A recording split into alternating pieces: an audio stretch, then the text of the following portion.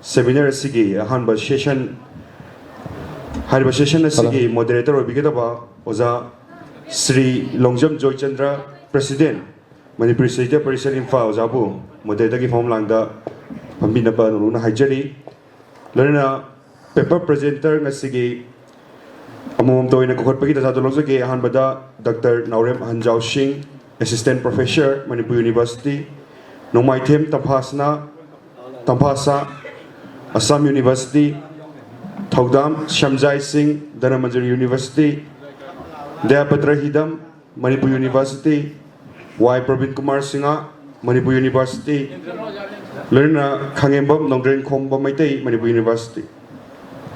Loilam Lengaki Sikheng Pankidaba Lebak Yam Tangi Haibasi Puari Nataki Colonialism gi Nungthang Lebak Tugi socio-political economy da cultural identity da history da ning tambada sugai biki exploit to biki madun divide and policy gi kisina maribari ki bidun hingbagi mahau manghanduna punsibu maham tan biki parampara simak ngasisu globalization gi juksida tumak chathari habi yai maliang gi na democracy gi yanglin saru aidiba bharat securities na chahi chani rom palamduna makhoi gi loilam lengak makha da minai nei thang oiduna puari da amuba kali teshin biramduna hujik paw bakok namdana lei haibasu yai Manipur se British ki colonial rule ki makha da chahi yankai henna makhoi gi kolu da chapkhai dana chuba oina kem khidaba natti matamam da British colonial rule na bharat piramba divide and policy gi khudol adu makha tana Indian dominant da pun kraba matungda Manipur da makha tana sanari aduna di colonialism gi kisi singa sisu pulli thokpa ngamdi habani loilam lenga ki sikheng phangli lebak sina kisi si thokna hotna bhaibasi achauba challenge mani masli gi thorki nationalism patriotism nativism aduna khorirol subusingi khutakasu polaki tongan tongan ba sairengi wari macha gi drama gi novel gi tongan tongan ba genre sing haidiba thorikli ba genre mayam sing asigi manungda drama smak chauba kan ba sapu piriba medium mamani malem gi oinasu post colonial player ke am thorki india gi oinasu girish karnat Vijay Tendulkar Badal Sarkar Asif Kuramboy Habib Tanbiramadi Manjula Panamabhan Sinachimba Kiathuri Manipur Guinesu Jisi Tongra Hisnam Naramam Samrendra Sri Birena Tukum Tomcho Pachamitai Pukhama Chamu Ketrisana Joba Hisnam Kanhailal Workum Kamini Kunda Pumbratastan Yunam Rajendra Biki Wahang Bamadi Atakaya Masu Lady Assam University Shilchada Research Scholar and Lajari Igi Pepper Chigi Maming Manipuri Sahitya da ihan hanba nupi upanyaskar ama oina thebidebi Manipuri Sahitya da upanyas asi yamna thengna kun subas jahi sagi ohum suba diketa khongdari Dr. Kamal gi madabina hanba Manipuri Sahitya gu upanyas oiki asimna madabina saihau oiraga Manipuri Sahitya gi laikol da yamna thengna lising ama kasamapan humpuga mangada thebi debina radha phonglaktuna nupi ai bisingi marakta hanba upanyaskar ama oiki Masina maram oiraga Manipuri Sahitya da Thebi Devi gi mafam ama sauna kanduna lairi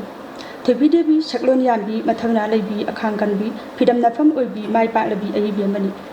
Thebi Devi ingkumja lising ama kasamapan kungi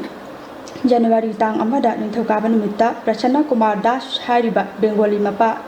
amadi khamnam dingol khuman gi macha oina taibang khongdari Manipuri Samaj ki dharma amadi chanabi ki tamthiba nonglai marakta pokhibana mahaki asengba mapabungbu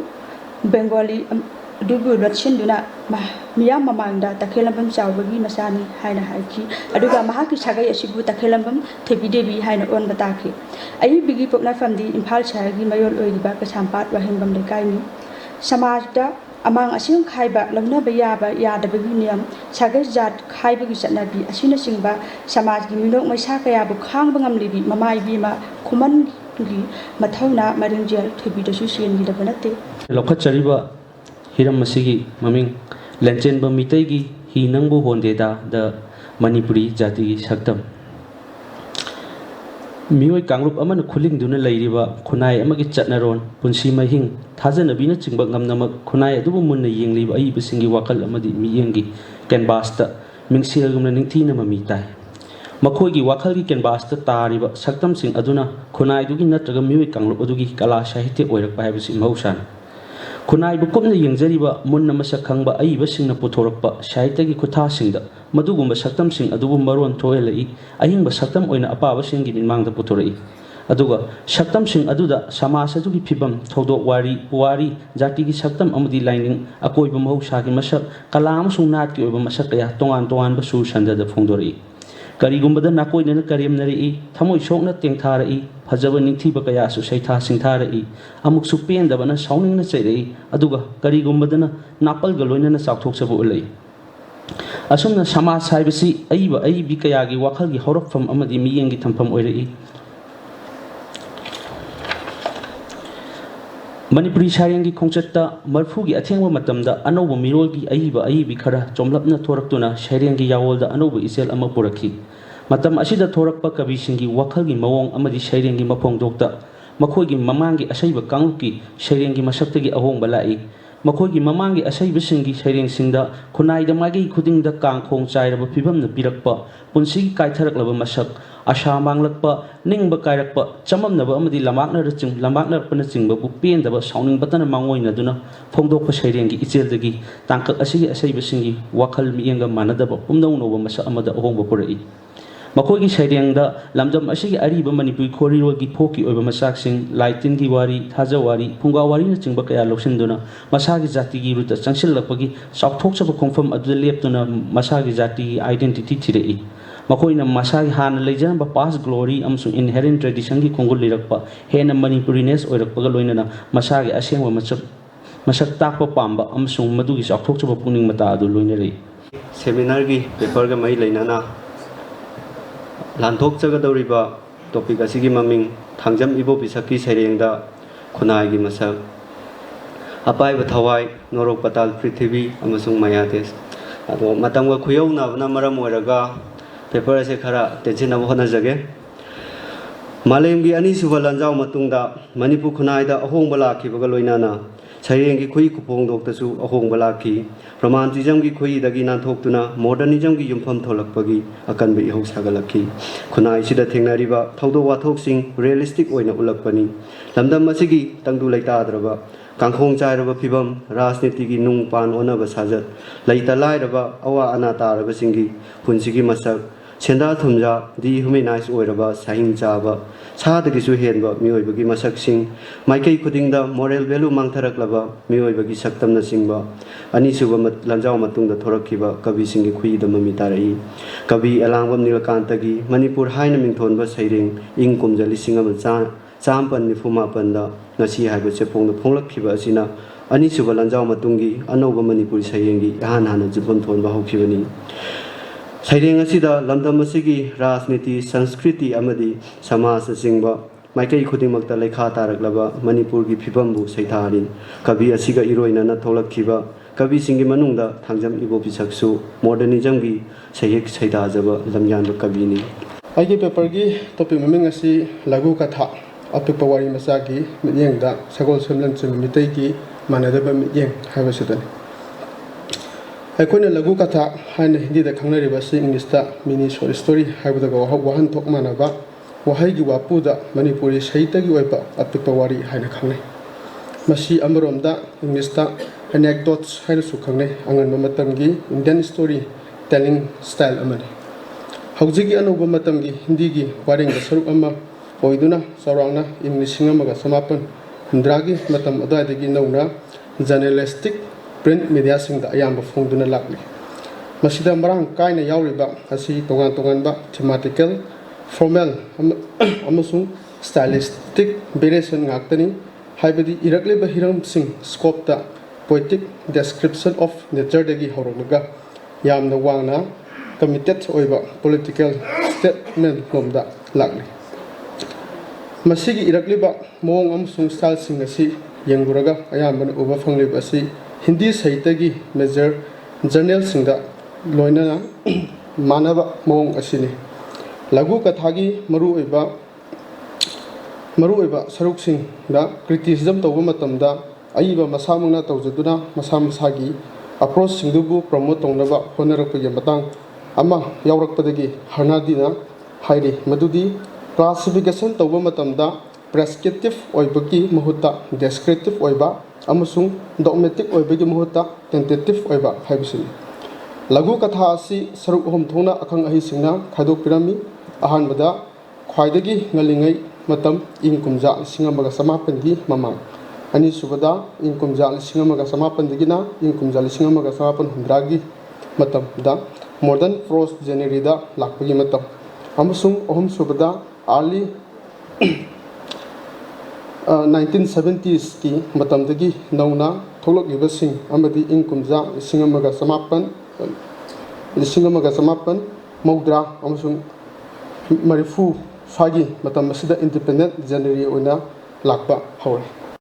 matang si ista akhoi khanabagi ti loijare adu ngasi comment si atei kaino su leibani na tension jarage aduga topa occasion amada akhoi ki paper pabi ki singje note tawbi horagati personally award padu wari tawbiu aduga occasion phangaga na akhoi public platform da akhoi nainabina ba khanabina ba yai ro ngasi ki damakta di akhoi ki session ani amsu leiri yam sangba adigi sairing su leiri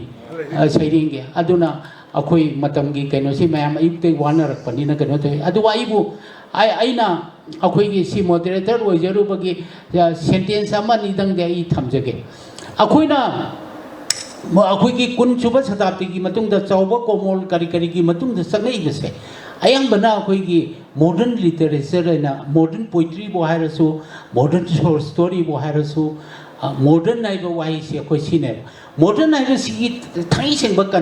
concept se asidi west gi lakpa kaino ne west na hokdok bane west ai ye noai ra walam nei moi khuding ma hokdoe na moi lowe ba modernization gi se sairing da khangde wari macha da khangde novel da khangde adiga no ba scientific kaino mayam si da ni khangde west ki gift oina tawe ba prithvi da global kaino sei se piri se ana akhoi literature da su akhoi modern literature ai se manung da akhoi munna ne ne odam da west ki literature ki kaino du magi formula de to oiram ne akhoi gi maruina akhoi gi manipur da sangai si so du ne akhoi elite si west ki poetry ki guru ne na lawe modern gi magi kaino adu maina sari kaino short story da su novel da su moi gi influence to sang point to adu postmodernism haibam di man lai ya ba postmodernism sidadi aikoina west ki concept se loina mak akoina thadwe ba discard tawre aduga aikoi gi local issue singda aikoi gi su kaino leije aikoi gi su myth leije aikoi gi su legend leije aikoi gi history leije aikoi gi source mayam am leiri maduda kari gi concentrate tawraga akoi literature sagar pa kari gi yaroi doino ise asina achoba yehu ma dai masi manipur da nate mo west ki kaino se idea se thugai re haraga magi regionalism ki magi history legend mythology aduga mayam se sagal le haraga ma literature tawpado aduna postmodernism gi masakam ore aikoi gi su madu gi masakama akoi gi maruina ani so prithvi gi lang jaw matung da ko 1949 ki 50 ki matung si di manipuri literature su sairing da su mami tare wari macha da su mami tare ahan bada kokhat sege laikol gi delegate oja n ranjana ami ko banda ko so camera da so da so amtan थागतचरी ओजा Ranjana अखोगी conferences योबी के मथंग दा ओजा चोंथाम न लेनी ओजा लेंखत पिरक्सी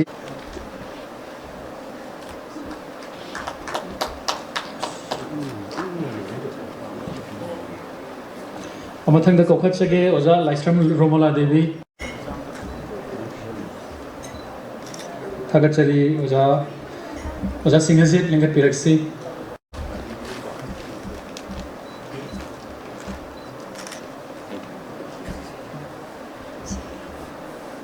ओजा चित्रागी तुंगो नने लागती गनी ओजा गंगारानी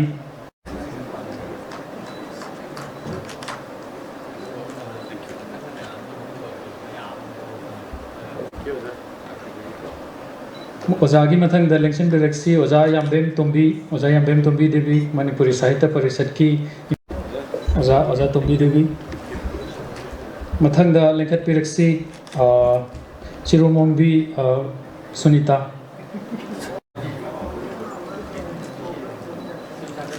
Matang the election Biraxi, Oza Tezmani, Tamang, then Oza Tonajum Sound, Oza Tonajum Sound, the Matang the election Biraxi, Oza Hidam Dolen.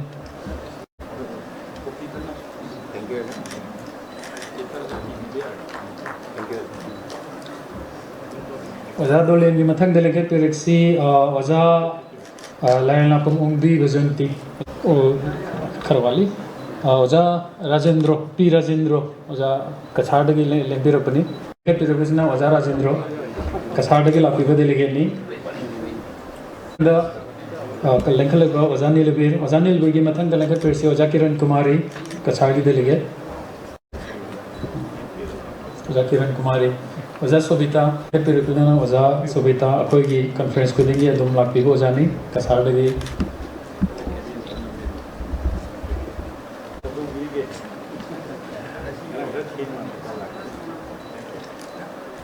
Ozani re, naina, Oza Linkat Piraxi.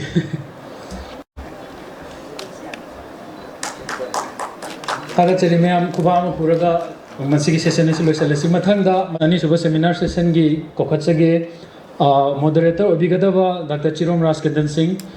Professor Manipuri Department, Manipur University, Loinana, Oza Linkat Piraxi Loinana, Pepa Pabigadava, Sovam Daya, Sultan, Salima Sultan, Sijaguru Mayum Silish, Nongthombam Purnima, Rivaldo Ahanthem, Amasung Lakshram Sanathoi. Hi Riba, paper reader sing Amadi, Akogi moderator, Linkshan Benavan Nixinjari. Maming Tabun Kuzumangi, Low Singu the Labor, Sanatazanabi. Low Singuba have a same Manipu Kunai, the Labor Pajasingi, quite a Gimaru was in Pamamani. Low Singu the Maruina Pantoli with Silla Uba, in Congoiba, Nga Pava, Madisanga, Jopana Singbani. Low Singu was it, Tabun Kuzuman, Hari Balam, the Masiki, and the Maru was in Pamni. Kongang ani Sigi Miangi Punsi, Asi Mari Mau Tupa, Punsi Ama when a Hingnava Madi Punsiga sang a woman, Kangnava Panavada, Simpam Masika, Tadon Abiadaba Mari Lane, High Versin Pam Simasiga, Kunai Sigi Mianga Lenaba, Zanat Hazana Bikaya, Amasu, Sakona Duna Lady. A second but the one Kuzamangi low Singupagi Oiba, Zanat Hazana Vising a Sigi Maramda, Pepper Sidamatamuna 9 and Nezari. Low Singubagi. Parian Pansamigi Matamda, Loktaba Haidana, Han Obesina, Numida Warangi Matamda, Pising Setuna, Yompak Amalemba, and the Tangalaga, the book the Zengley Tabasane. Madulo Regazum, the Karakumatamda, Yum Jodi Pauba, Miyamatan Aduna, Waris Hava, Mina Korokpa, Kumbatongaram de Sunata Vesina, Mahimarung Palapada, Zum Lawe, Habigi Kunai, Set Hazanavile. Low Ubada, Lowon Hulam Dagi Matamda, Ahan Lokungadaba Pawasi, Kongang Sing Asigi. Going to Harawigi, Lairigi, Tangun Sabigi Torumda, Lagi Pony Haiduna, Kunzasin Yentopa, Pogi Marusing Aduna, Makoi Makogi Lopakta, Yan Hana Zaitogni, Madugi Matonda, Day Poti, Amuhunzali, Sunata Wasina, Pokset Poka Yagande, Amadi Mahimarum Sumbe Hili, Haina Kazane. Tanadaba Amasung Uphavan Mitavan Zingaga, Lohon, Poiduna, Lowlim Dagi Matamda, Kabrum the Olaga, Sing Lake Katuna. Matin Makang Tabiganu, Pogai Sengbetan, Natopi, Haina, Lorong Mudanizay, Lopu Amadi Magi Lopamadu Ling Bulorabati, Lowling Livisina, Mahimarung Sumnava, Poktok Satok, Henanaba, Kambong Bila, Vigitorum Tawi, Lopuna, Lobukta Tai, Makai, Low, Singogi, Poktok Satok, Heli, Habigi Tazanavile. Ngasina Landuk Secretary Paperasi Mamindi, Manipuri Muslim Singi Luhung Bada, Nikagi Torum. Agi paper say Karakupna the easier, do Matangu, Donza, the Bianga, Tensin again. Ahan Bada, Lenin do Kagam Bagimatamda, Muslim Sing Masingam Kunda, Kibaki Matanze, or Yunasang have said to Masikan Toxerage. Tabung Pan Besida Miyabukuna, Laban Maram Oiraga. Malim said it's a Kapagi Mauling Libani, Miyabukuna, Lingbangam Divasi, Nupanupi and Yumban Dunasada, Naudata, Levamatamdani, Muyamapusanti, Leva Tanguleta Punsi, the Purakli Basi Yumban, Baget said Pamarino Ele, Zatikang Kudimakio and Amir Bagipun Cyril Giam, Namaru, Evataram, Diluong by Besine, Manipur Kunda, Bamite Pangal Haina Kanava, Islam Lenin Setpa. Muslim Purpasigi or Nesu, Nupanapi and Yumban Bagimari Lenaba. Luhung bagi tharong kaya pangthok tuna makoi ge oiba top topa khunai mapung phana sagatsa duna lagli Muslim nupa nupi ani yumban bagi mari thamna bagi dharma gi oina pangthok pa tharom bu nikah kawi nikah haibadi Islamic marriage ga mari lena pangthok liba tharom lon sing yapun masak pu luhung bai na khangnei nikah tabu matamda nika tauba haibasi masigi maramdagi nupa nupi anigi punsida afaba lambi hena hangdori haina thajanai indriga pambadagi oirakadaba phattaba lisat sajat punama asi nika tauba nangaktuna thami makhada pizariba thorom kanglon sing asi nika ga mari lena pangthokadaba thorom singni launa lena ba yaba misakhanba manipuri muslim singi samajda luhongma matamda ngakadaba niyam sing manungda luhonggadaba misakhanba sitangai bade nupa singna mahana loba yaba nupi khanba tangai bade nupi singna su mahana karamba nupa di yum pangadagi haiba asi thiba asi islam gi kanglona mani pame haiduna launa lena ba yadaba misakka yum pan minaba achoba papki masakni sirba matungda kanba serak phanglogani hana thajane miram chatki wangma da thabak tawba makoi bu hinglingai da muslim khonai ni inthoi mea marakta chopna hingi makoi gi phida phangde khulai kai dagi tanthokpana chingba akan ba cherak pibagi masak thengnai nupi singna nika tauba yadaba mari mata singi manungda mapa ga pokpa machin manau mapa ga pokpa pokminaba mabudau sing mamagi amasung mapagi mabudau pokpa mapu sing machanupa amadi machanupi gi masunupa sing mabung mopwa sing makoi gi amasung makoi gi machanupa sing mama tinadaba mabung mopwa sing mase manau nupi sing gi nupa sing asina sing basi launa ba yadabani mayamda aigi paper asi lanthokchari Sachung amak kaubalari asi ariba maitai mayekta khui oina iramba mayai chanba Manipuri Sahitya gi manung chanba larik ni masibu maidingu pamhaibagi phambalan haraga su khangnai larik iba matamda ariba maitai lol mabu oina sijinaraga irami larik asi samje sabang kondum bana bangla mayekta su itoklaga phongkre ariba khui larik sing irambagi masak mao larik iba horakpa matamda taibang mabu bu khurumnaga ibagi masak uba phangi khudam oina hayi haya he panthau laija ihun bahaina hauraga iba hoi masiga loinana larik iba losilapadasu haya he hayi cha haya haina iraga losilapagi masak asini larik asi itihasa thokiba thodokta yumpham oiraga iramba larik ni maidingu pamhaibana phambal karaba matungda phambalan gidamak sasung khulda akal athau lanmi singa loinana landakhi Sazung kulda landaba chatkibagi matangdasu chaitharo kumbaba amadi ningthoro lambubadasu lacha lamba thengnai wafam asigi matangda chaitharo kumbabada asumna iri ing sok lising amaga chatre taraga humloi sajipugi kun gatarukni iraida phambalan sachun naba chate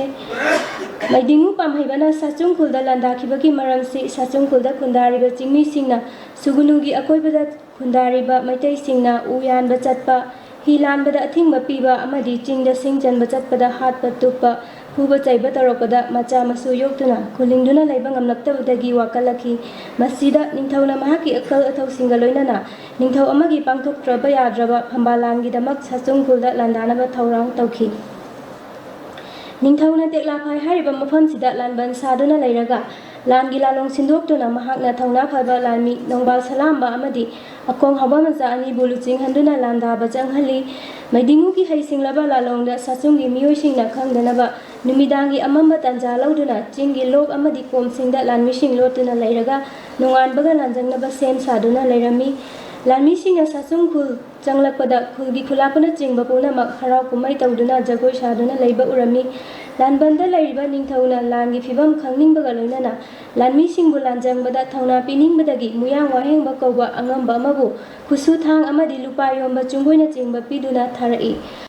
mayang mafamda ayhagi paper si thamjari chakpa lemram da pangthokliba asiman thabagi masha lamdam asida khundaminariba mioi frur kanglup singa sigi marakta yamna ngalingai matamdagi hongna magi oiba chana thajanabi lining laishon ira thongni harau kumai kaya asi mioi kanglup adugi lanagi oina natraga laibaki oina amadi imung manungi oina ira chaduna lakli taibang mioi bagi mathakta chaudaba sakti laiba taibang mapu ama lai haina thajanai makhoibu irat ison tawbana awa anakayadagi ngangthokpa afaba turai irai chendaba oi haina achetpa thajaba amaga loinana ningzai ngalingai matamdagi hongna chanaraklaba lining laishon kaya asigi chahigi oina pangthokpa khudaki oiba natraga akangna dumi thaban singda pangthokpa haina tongan khaidoi masida natana lamdam asida khundaminari ba kanglup sing asina layoi khraba mapa mapu singbola chabagi masakaya amasu uba fangi masibu ancestor worship haibadi mapa mapu latpa haina khangnai hariba mapa mapu iratpa asi lamdam asi khakta natana chawpalaba malengi mafam kaya da susanarami haibasi Manipuri culture da miyeng ama haibalari kasida ashumna pirami kot Mapa mapu sagai salagi apokpa khurumba chanabi asi malengi anganba matamdagi chawkhalaba furup kayada sum adumak thengnai maru aina kha nongpo Asia Mahadesh ki leibak singda anganba matamda ancestor worship cult asi thengnai mapung aina China Korea Japan na jingbada unquote asumna lamdam asi da shu mapa mapu singbu lachabu oina langban thana lakpada layoi khraba ahal laman singhi damak haikat laikat natraga langban chara tamba lukatuna laikagi ahal laman singbu pisa pitak tawbagi chanabi lai masi maru oina langban thagi tara taruk ni panbadagi hauraga thasi numit phawgi manungda yumang kai mangdaba yenglaga maru oina katnai laida lukatpagi thoram asidi imungi oina khudong chaba yenglaga tawi haitha laitha haisoi asidi yumthongi oina Numit kuding inatraga ahoba numit amasung aroy baka kachaba adumagyay masida natana langbantha asida yungi oina apokpa khurum narami habisi khunung lichat sajata asumna fogdokli kot langbantha asida maitai poire yung kuding da apokpa khurume langban chara hulle tha chupa irale unquote Aigi papers gi moving moirangi kunairogi masa Moirang ibudok thangjingna konsenduna leiba Imphal dagi khanong chuklomda kilometer 45 rom chatlaga leiba mafam amani masagi itihas chatnabi manat ningthijana ningthaupalingai haktuktagi mapung phana lermraba lamdam amani apunba maitei leba ama oidringagi mamangda Manipur tampak lamgi manungda palamba maningtamba lebak singi marakta moirang thoidok hendokna khutkan pangana sakti leiba leba ama oirami tongan ningthausingna panduna leirambagi maramda moirang ningthaure lambubana chingba Lirik tamek seng na uga fangni moirangi puarida Kristagi mamang anganba matamda ngangling singdagi hauraga sulu chana chingba ningthau taret na pankraba matung Kristagi kungani suba chahi chaw fawba phang poling hanbana panba matam fawda maning tamna panba leba ama oirami khelei nonang telahi bagi matamdagi di moirangi maning tamba mangkiduna ningthauja kangluki makhapona lebak oi ningthauja kangluki makhaponba lebak oi kibagalunena makhoigi manat amasung laring Laswana Jinbung dasu pare maitega tosinya sinakiba masagi aseng manaki saktam mami mangsilakibagi mami amatari lamasina konsiliba si kha amadi khanong chup maikaida thangjing chingi chingsang khanong pokpang maikaida na kai bulamjau awang dana lamangdong thongjaw rok turel galonena loktak pat phawbani tampak lamda panba salai lebak sing manungda moirang salai kanglupna palamba lamdambu kege moirang lebak haina khangnei Lamdam asigi puarina Manipur itihas sagatpada ajawong phama makanduna leiri moirangi oral literature habadi chinbungda lagliba sahitya mayam asi moirangi salwol langwon wari mayam asina Manipuri Sahitya da yamna chawna mafam makanduna leiri khudam moina pallubada henjuna ha thonang leirembi khoyol hawba konu chothi thangwai pakhangba leima sunu rembi samba lamganba khamnung yaitin konu wanglen puding hanba chakpa yainu phisa haibi Yang hanba kumjare ambi amadi khamba thoibi hariba sing asina langwon lila singni haina longrei amadi nganba sanglorembi amasung akongjamba phawoibigi wari asina sayon lilani haina longrei ngasigi aigi paper topic asigi mamingna Manipuri singi punsida thang haibasi mangi phamda lanthokjage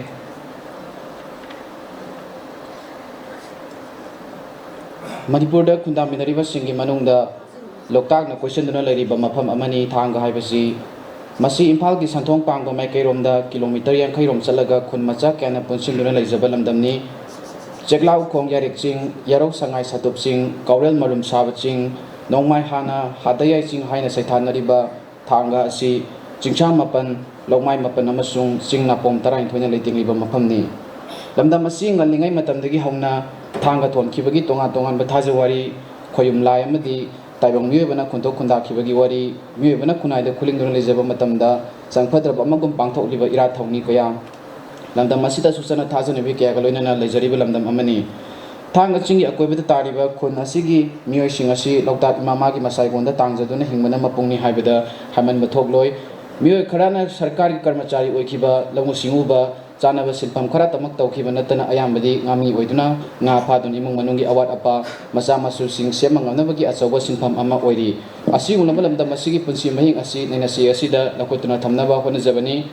ayuk enda angan bada korawi pana khingarakpa matam momnu taloi marumbi atombina onkhiba uthum kogi cheklani kairaklaba matamda ngami singna magi chanaba khuchu khulai sing uduna loktak ta nga phaba kongani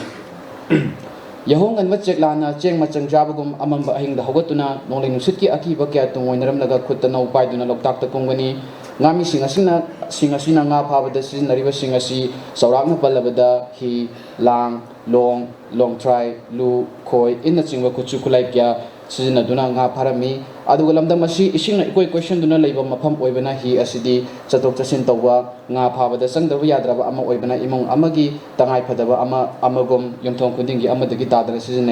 He Asidi, Angan Matamagi Hona, Satok Singi Pamay, Oinalalon, Itiktawa, Sateng Lanting, Nabigi Hiram Kaya, the Su, Yamna Maru Oiba Ama Oina, Seasonally Havasi, Ariba Kudi, like Kaya, the Kisukang Mangami. Kadiang Durin, I say, Pakalamani. Mayam in the Kanjab like Mayam, the Kanam, then Hangaroi the Ba. I see paper parties in Badumsida. I say Islam, Nikab, Taupugi Matango. I question them down the ghetto. Although I say Aina Kanjab Matungina, Hogi Kanmana, Islam Dharmada, Nupam and Imari Howalun, Bajai Hebsia. Ado Karima by Mana Kalagaki Bo and Masujai, the explanation of Piram the Baduga in Amtang Kanjaning Tone. Hogi Ahan Bada Mana Lupine Logo is like Sabiama Juma, the Haina Kotorganica Torgaloa. At Matanga, Anishuba, whom Suba Marisupasina, a quickie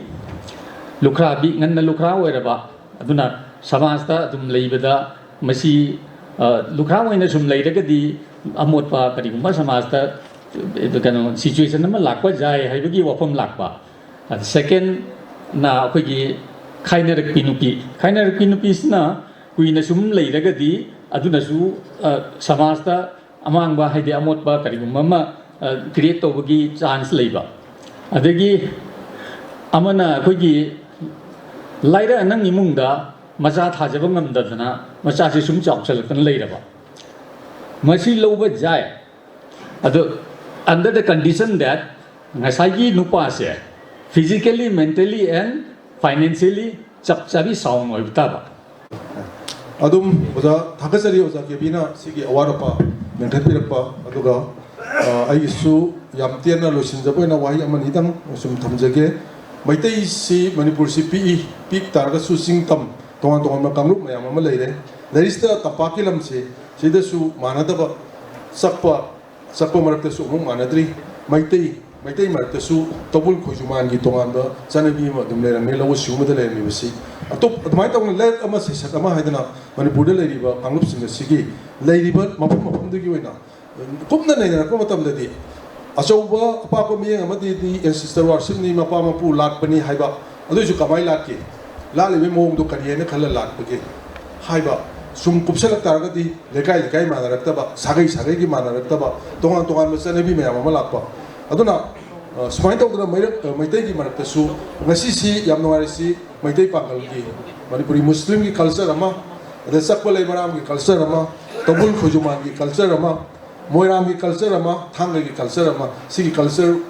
Mangas, Yaduni Matata. Plus, a point the Leramba, maintaining Togi Pambala, culture, culture, Sigisanabi, Mangas, Tark Sigioba, Apunba, Yampazabaton, Makediki, Peperni, Amamantam, a point, Amamantam, Oina, Kangola soup pointer, Tiafedum, Maru pointer, Tequi, Mayam, the Swimaki, Yorongani, and Adam Taze, the Pepertarum, Mayam Paze, Aduga. A quickie, Manipur, lining lizard, Pagi Matang, see the quickie, Sanama, I can see the Queen of Manipuri culture. Si kang na bigit amata Manipur kamain ko kibano hana kari koromano kamain to na Manipur ko kibage aduga Manipur to pangthoi be Hindu ki harau kumai sing asi karam Manipur ki harau kumai ke paksha dar go on kibage oi kibage habasi ekoina kaitang na khoi na kaitang kupna yengjabada yengsenbada akoi Manipuri lobo moina ese Manipuri lobdra so Manipuri culture bu nungsi jaba maitai masa mo oina chaithar kumaba madi hujiki sana mai laikan ani se akoi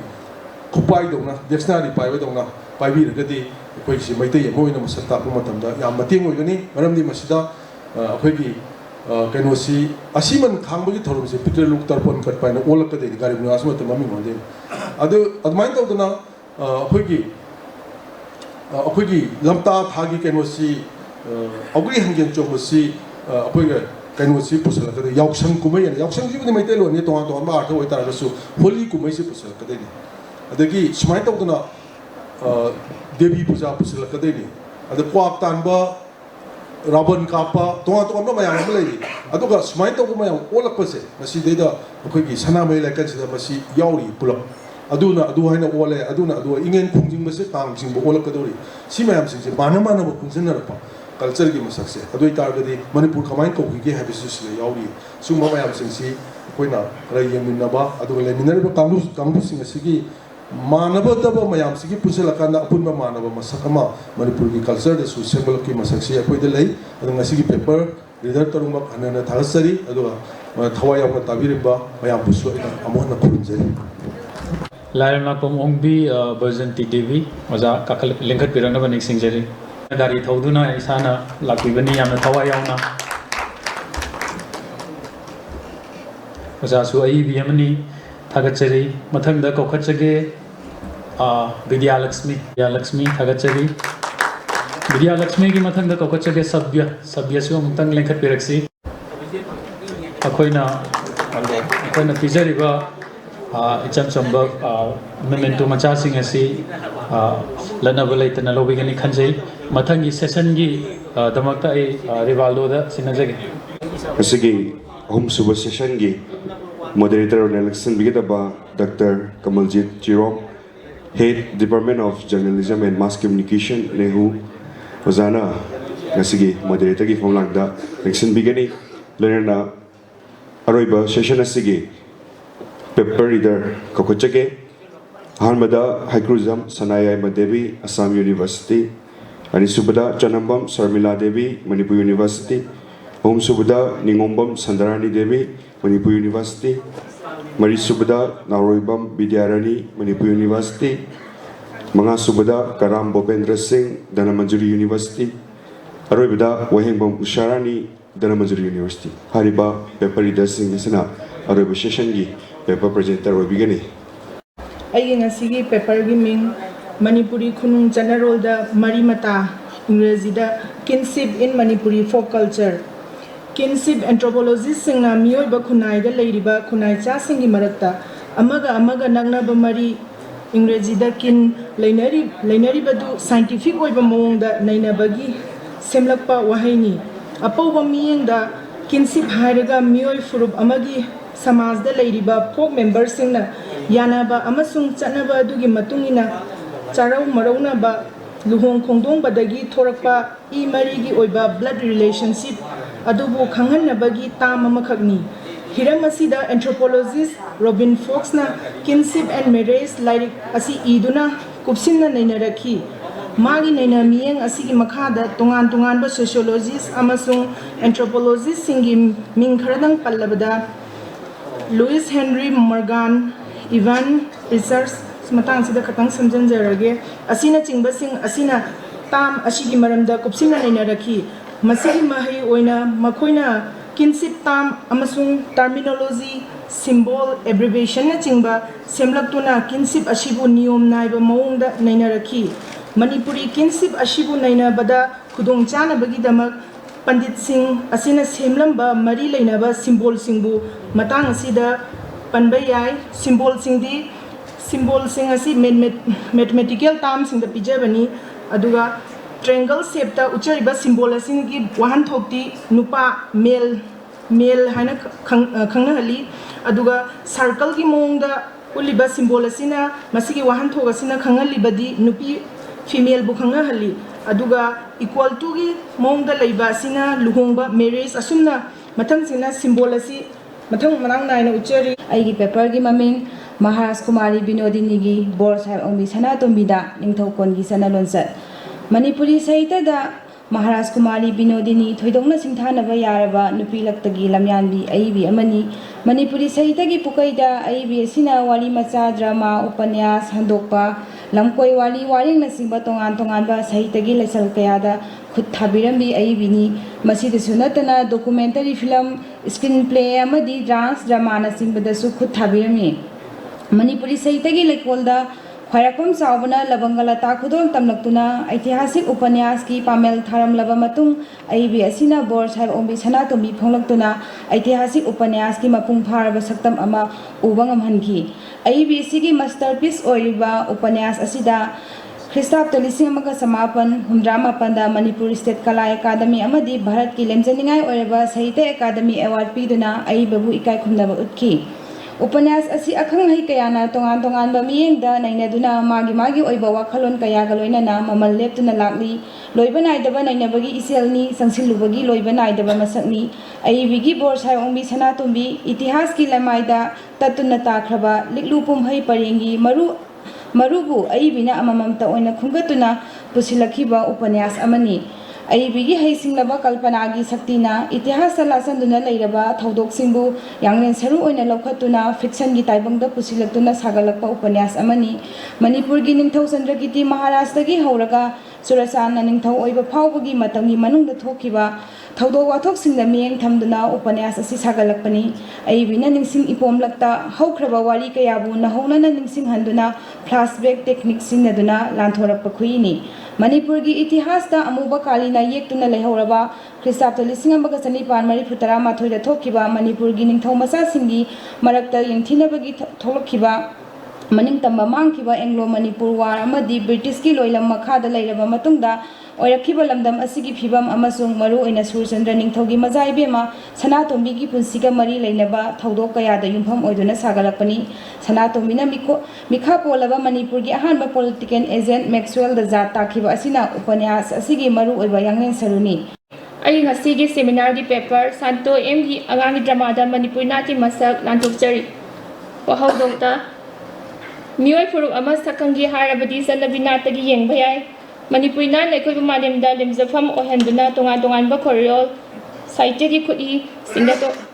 नाट को लेना दुना इनरकली मसीदा आगामी खोरियोल सु यावरिबनी मियोय अमा समाज अमा चखटपा अफाबा मतिंग लैबा सुमचाद युबी अमम ओइनबगीदमा आगांग सिंगाय फनबा ngasiगी मिरोलना हिरम कयादा माय ओनसेनरकली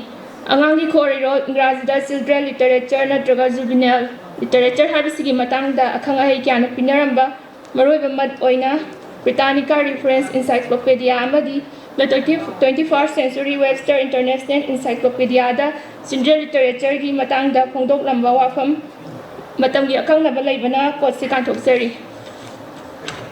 कांथोकचकिबा वारोसदगी आगांगी खोरियोल हाबिसि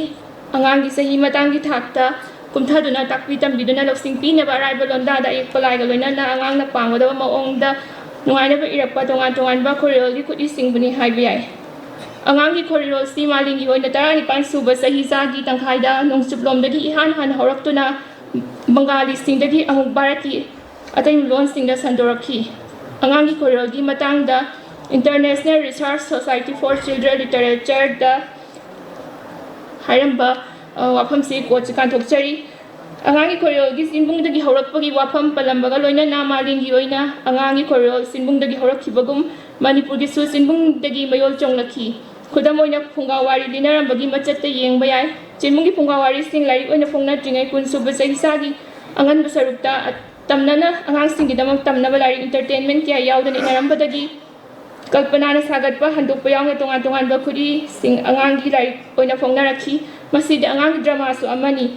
अहाकी पेपर असिगी ममिंग मणिपुरी लोन की मफम हाइबसिनी मणिपुरी लोन असी लमदम असिदा मनिंग मखा तमना पांजरंबा कांगलुप खरा अमदी सलाई सिंगना पुनसिलगा ओइरखिबा हौजिक हौजिक मक्सु मैतै नत्रगा मितै हाइना खंगनरिबा कांगलुप असिगी लोन मपुंग ओइना सागलखिबा लोन अमखकनी मसीना मरम ओइरगा लोन असिबु मैतै लोन नत्रगा मितै लोन हाइरगा खंगनै मितै लोन नत्रगा मैतै लोन कौरबसु मितै नत्रगा मैतै खक्की लोन दी नते सिंगमी तमी अनिगी अपुनबा लोन अमखकनी खुदम अमतंग लौखचरबदा मैतै नत्रगा मितैना मै हाइना खंगनरिबा वाहै असि कबुई थादौ आइमोल सोथेना चिंगबा चिंगमी कांगुप सिंगनसु मानना सिजिनै मालमगी ओइना लैरिबा लोन कांगुप खाइबगी मतंग असि येंगलकपा मतमदा मणिपुरी लोन असि सिनो तिबेतान हाइबा कांगुप की मसा अमा ओइरिबा तिबेतो बर्मा लोन सागैगी मनुंग चनबा लोन अमनी हाइबसि खंगबा ngami मणिपुरी लोन असि मसागी मयेक लैजरई Chaitharu Kumbaba iduna puthoklamliba asidagisu masagi mayek leijaba lon amakhakni haiba khanghalli. Manipuri lon asina lamdam sida khundariba chingmi tami Nepali yauna lamdam sida lairiba amadi lakliba phurup ayambagi phauna lon ama oirakli. Manipuri lon asina laiba asigi loisanglon oiduna chahi lising anirom leptana sijinarakli. British na Manipur lausilaba matungdasu lon asina laibak asigi ras basa court language oiduna adumak lay. Manipur State Constitution Eki section number Yanghai Nipan Subada court language lauthokpada Manipuri lon amadi Ingraji lon oigani haina iri. Asumna hawrakiba lon asi Churachan Maharaj na panba matamda Christabda lising amaga chatret chupna mapanda Maite lon skunda tamnanaba thaurang paikhalakhi.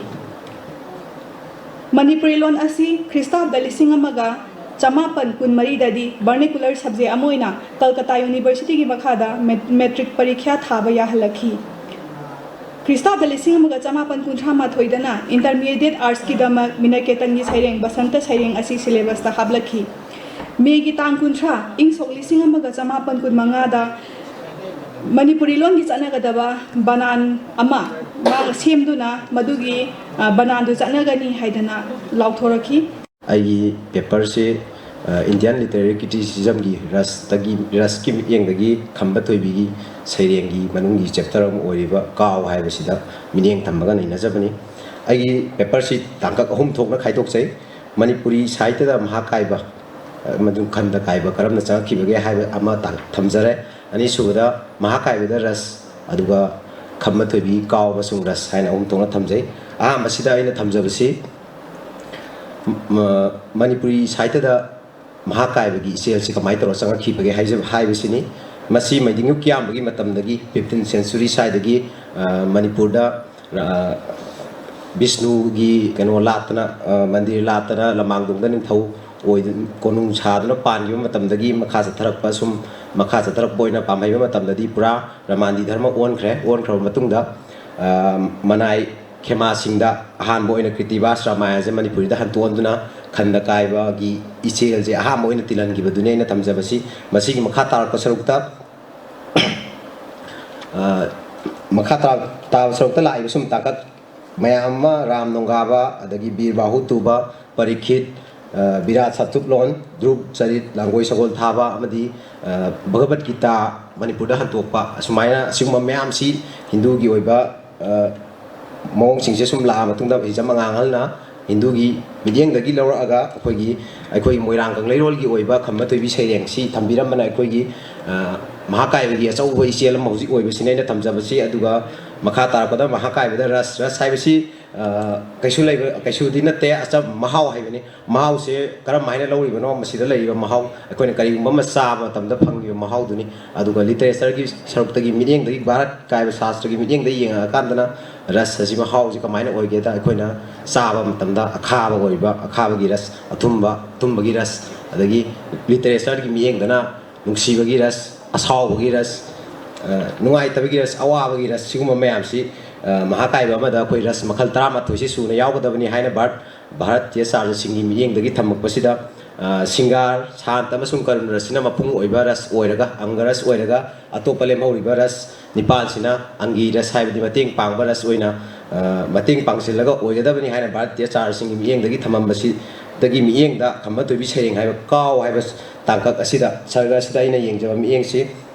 tangkak kaya da akhoi kaw haiba saireng sida basile ras haibadi mama mapa ama oina masabu nuksijaba adagi karun ras awaba adagi bir ras sauna phaba sigumba raski saruk singsina maru oiba angaras oiraga atopa lemhoriba na yetu na chalaga angi ras oiraga ting pangchan ras oiraga akhoi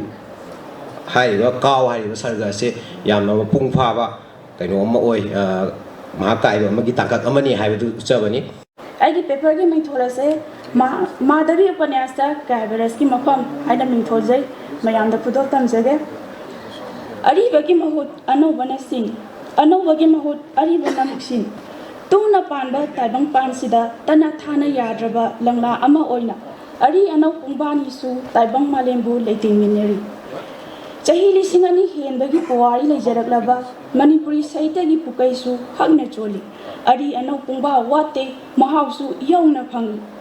Masagi Itihas Amadi Sanskriti Singba, Matik Chana Lejabaleva Singi Manunda, Manipur so, Tomtinga Libini. Mui Bagi Sanskriti Amadi Savata di Lengdana Hongdana Hak Late.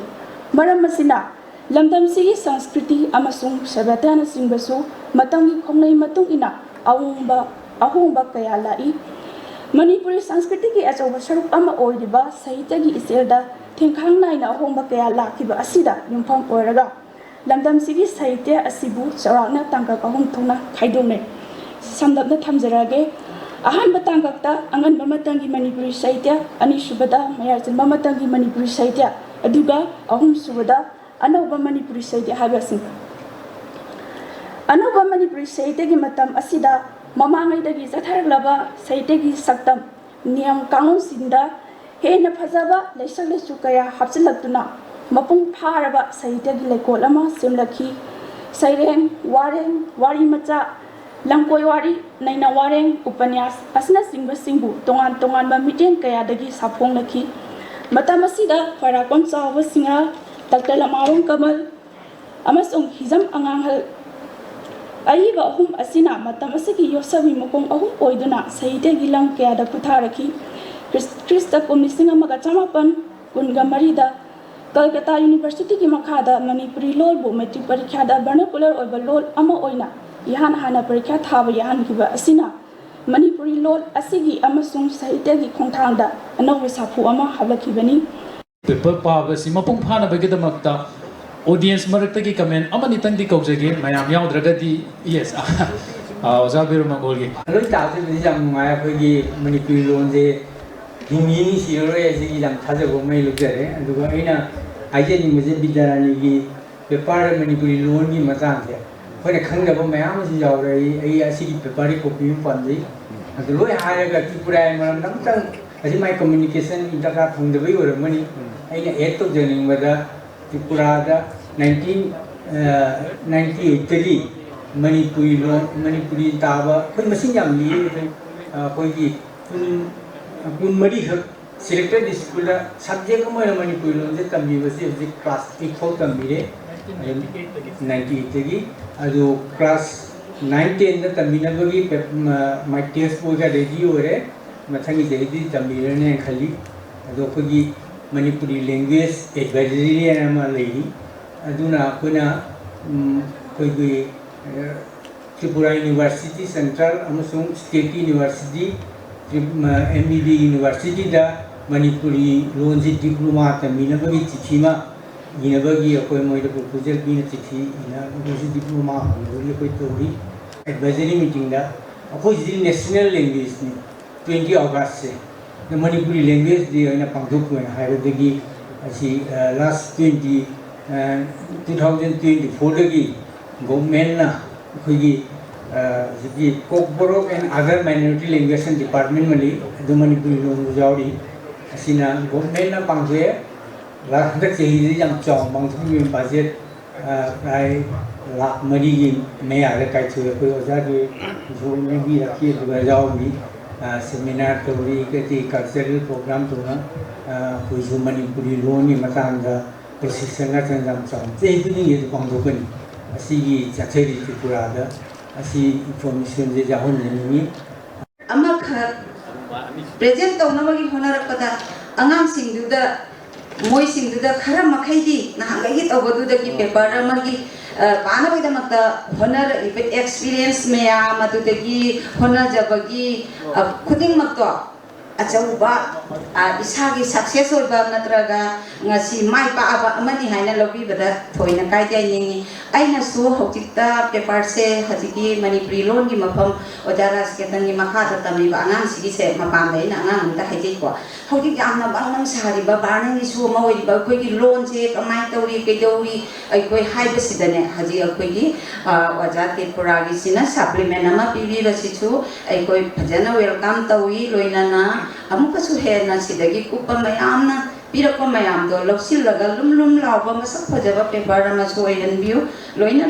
I Kunama, Nasigi paper readers in Yana Yamoina, imphal ayamba laaga ngasi Meghalaya da tawbase yamna thagatse punamak loina phajai tabada nungai masigi damak dasu amuka hanna ai jangkana supplement tawjabai na de thamoi da penjaba khara do phongdok sabani. Thank you. Ngasigi oinadi ngasigi seminar Manipuri loan masigi identity masigi history masung masigi culture masigi putliba mayam masigi pulap apunbo oina paper taraga nipan sugadabani adubu amadi masa ngamdabadagi yorpangam kidrena paper tara taret subra tara taret adu ngasi pakre aduna mayam bu amukana thagachari mamang da pagi basu hujik pari basingsu paper yam phajai aduga amatang lautok charamge paper si mayam masidagi अखोगी पांदम अमखत हौजगिबनी मयाम से पुनसलगा lyric अमोइना फोंजगी हाइदना इचम चमना ngasi खतंगी जिलोसन नतब अदना lyric one फोंबसि मयाम सु खंबिरबदुनी मतम चंगी अदगी effort चंगी मखोगी सी uniform ओइबा मोंग अमदा सेंदोरकदबनी अदगी section खाइरखिनी अदना कितम proof reading तौरबा कितम improve तौरगा था खरा अदगी सही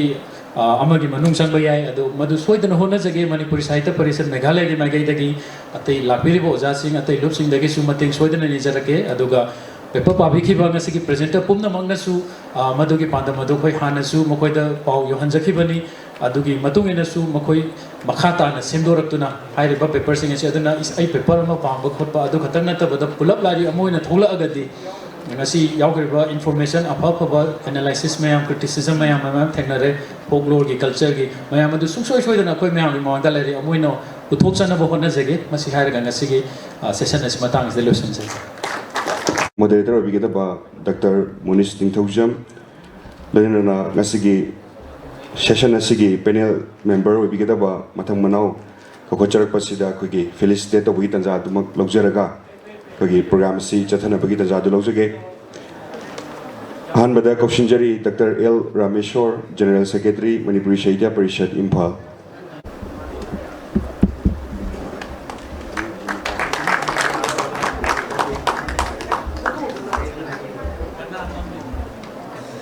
Secretary Baja L. Rameshwar na pamamlangda election beginning mathangda Kaushinjari Ilangbam Priyoberta Singh Manipuri Sahitya Parishad Imphal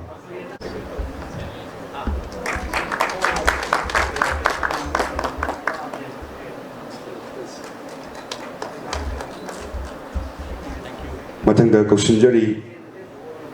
Guru Haribam Ganapiyari Devi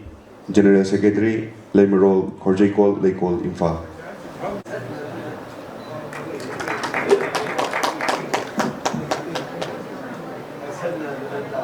mathangda Kaushinjari Mayanglambam Ngapigani Maisnam Bagat Executive Member Manipuri Sahitya Parishad Meghalaya Hanjao Secretary Cultural Forum Manipur Ojabu Kaushinjari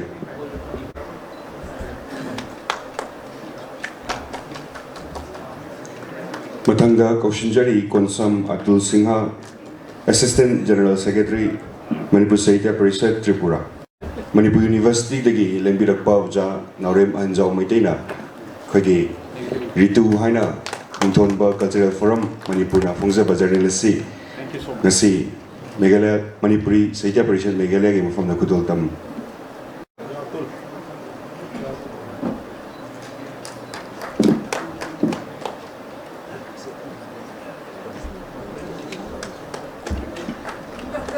mathangda Kaushinjari Netrazit Naharol Sahitya Premi Samiti Imphal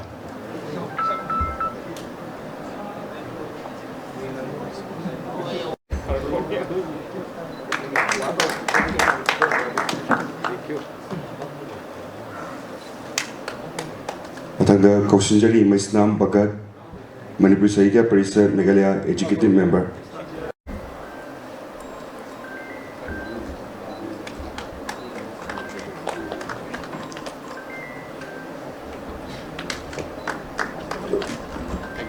Arwibada Kaushinjari Mayanglambam Uttam Secretary Sathaulu Imphal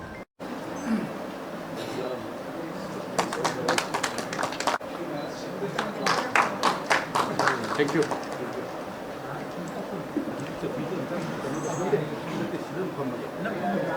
Kasagi Manipur gi Haujik Oriba Pibamda Ayibasing gi Thaudang Role of Writers in Today Manipur haiba theme asida interactive section asigi moderator Dr. Munis Inthojamda kagi Tharmasibu Hobinaba Kusinazari. Ahaba Magdada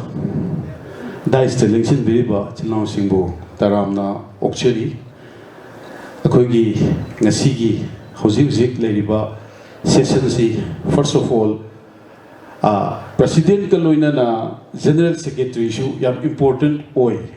Haibatusu Hajanimba, because Aduna, Akoina, felicitation to Wagishu, Tanzama, Lojaba, Amasung, Mayamna, Yamna, Changtona, Akoigi, Manipuri Sahitya Parishad Meghalaya ki 21st annual conference ita lakbiduna sawya bibagi damak ahama muktada thagachari hojiki Manipur gi fibam se yamna tamdu leta daba amna fibam sokpa situation ama oi habisi panel delegation biriba members singna dum yabiram gani ko masi Hojik akoigi mamangi inaugural da oja singnasu akoigi oiba role akoigi thodang tawham thopa tawsi haina su haire ko atigi ai samaksu ai speech su haijai different ways ko hojiki akoigi khana gadoriba panel sida akoi yam kuina di khana zero just opinion kano ina thammasing asigi se matam si yamnasu thinging grabdina akoi gi hek session si matangda siding siding nabagi amusu amu program amal leiribanina ahambada aina one by one sum thamjaning base akoi ai basingna Manipur gi hojik leiriba phibam sida culturally ko literary karmhaina koina masi contribute tawdana Manipur si kanba Manipur si akoina achumba lambi da chalan bu hona basa masi karmaina oithokbage haibasa masigi opinion amamam tang panel delegation biriba members singna mathang sum opinion tang thambiyo haina ai ahama muktada opening remark koina ai request tawjage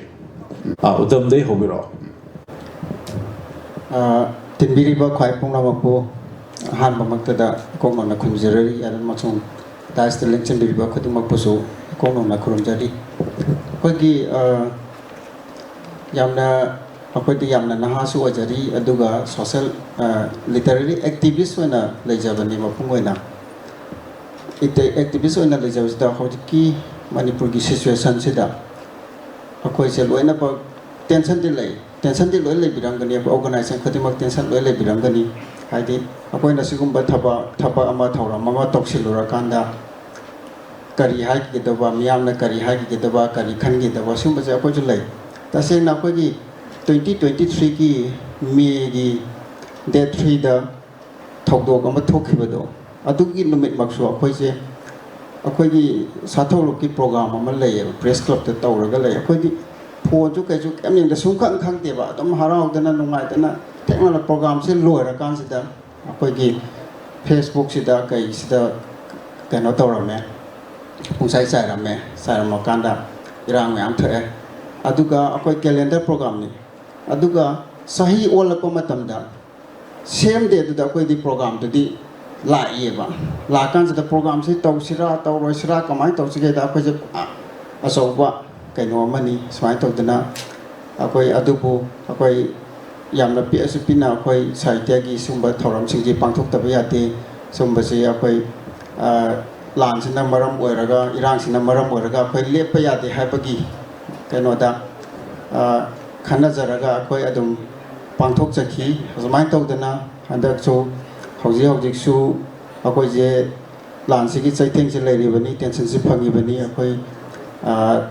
handaki laiba November sida Imphal Literature Festival akoi 27 28 29 akoi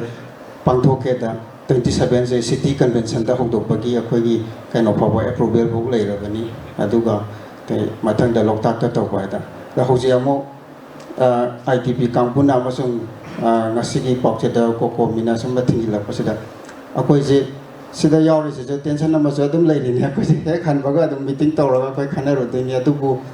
Sugumba Thorom Sing Chia Pai Pantok Tabitiate, Aduga, Naha Moina.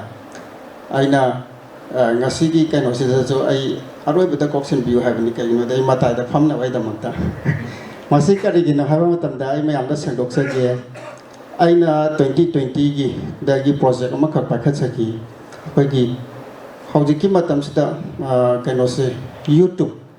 Sida. Loina focused on our comatum. Adi DTK Fala to DTK Fal Katan Labaya the Ba, my YouTube channel Hangapa, or YouTube say Sang the Bayat or Masama Pa. All in their radio Fawa, all in their radio Katan Labaya Tapa, my YouTube channel Hangapa. Smite of the Na Adagi, Tongatoma ISTV, Impact TV show Makogi, Cable Network Katana Yarataba, Adugumba Adugida Matamana, YouTube say Yastarapa, Asetanatana, Tongan Bakogi. News channels in YouTube ta khaktan based to bam I also hoji thola pasida matam sida yam YouTube se yamna important oi ba se na realize sum tawra kan sida ko gi literature gi oi ba Manipuri literature gi mapung na sigi YouTube channel amta leita ba masida I nongai jata tana aina YouTube channel amakha hangjaki corridor gi taibang haidana han ba video se 2020 gi June 17 da thagat sa ki bani hauji sahi Manga Fazil Sigi the Magdaina Nahangai Mapunga Manipur Manung the Ilwen Namsabani Manipuri Sahitya Parishad ki Cultural Forum gi Manipuri Literary Society Writers Forum like all organization me ina igi YouTube channel the program Manipur labor organization sin the loina Kawiramani Adubu Ihan Hanbo ina Manipur Mapan gi handaki Meghalaya Manipuri Sahitya Parishad Meghalaya gi program sima ai sung so dan igi YouTube channel seda Kasigi program sima ai upload tawjarakani. Thank you. Very good initiative. Kasigi damatane ina akwan mada sangjage mata da phamjage da na wanom jarisi. Ahan singna mathang phongdok pirangna ma matang asada igi wafong karatan sinja. Thank you. Mai bagat. Tagajari Ojamanis. Ngasigi discussion je kitang sang na tawramaga di jam nungai gadami. Ai se jam wa dingang jadabani ado ngasigi topic si aina kitang interest lay topic oiba ani subada akoi ki ngasai oja sing so haibirame Manipur dagi jamna akoi ki alumba saita ki lupuna maksuna tillabani nako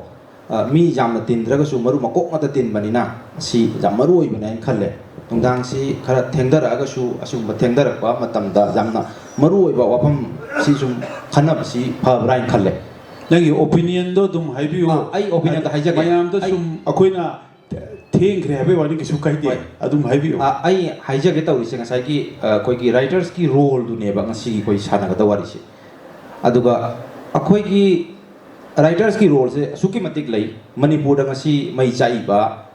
atopa sigi mamang da su jam lai kre adu aina haijak ningi sina akoi ki Manipuri writers sing se ai isamak asam gi writer ni natraga asami citizen amani adu su matam puna makta akoina Manipur da laibadauna Manipur da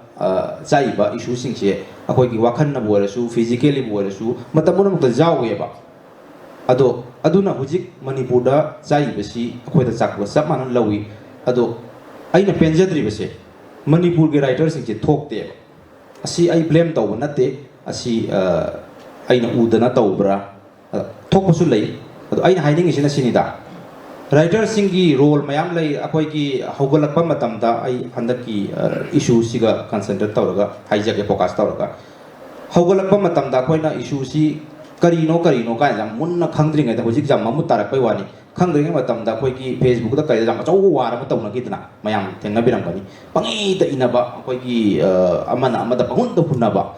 ado maduga ki hud haidaraga mukamong asai gi mapanda akoi ki wangang bagi amasu tau ki ba wangang ba haise akoi ki wangang ise kanana ngangi akoi ki social leader sing ngangi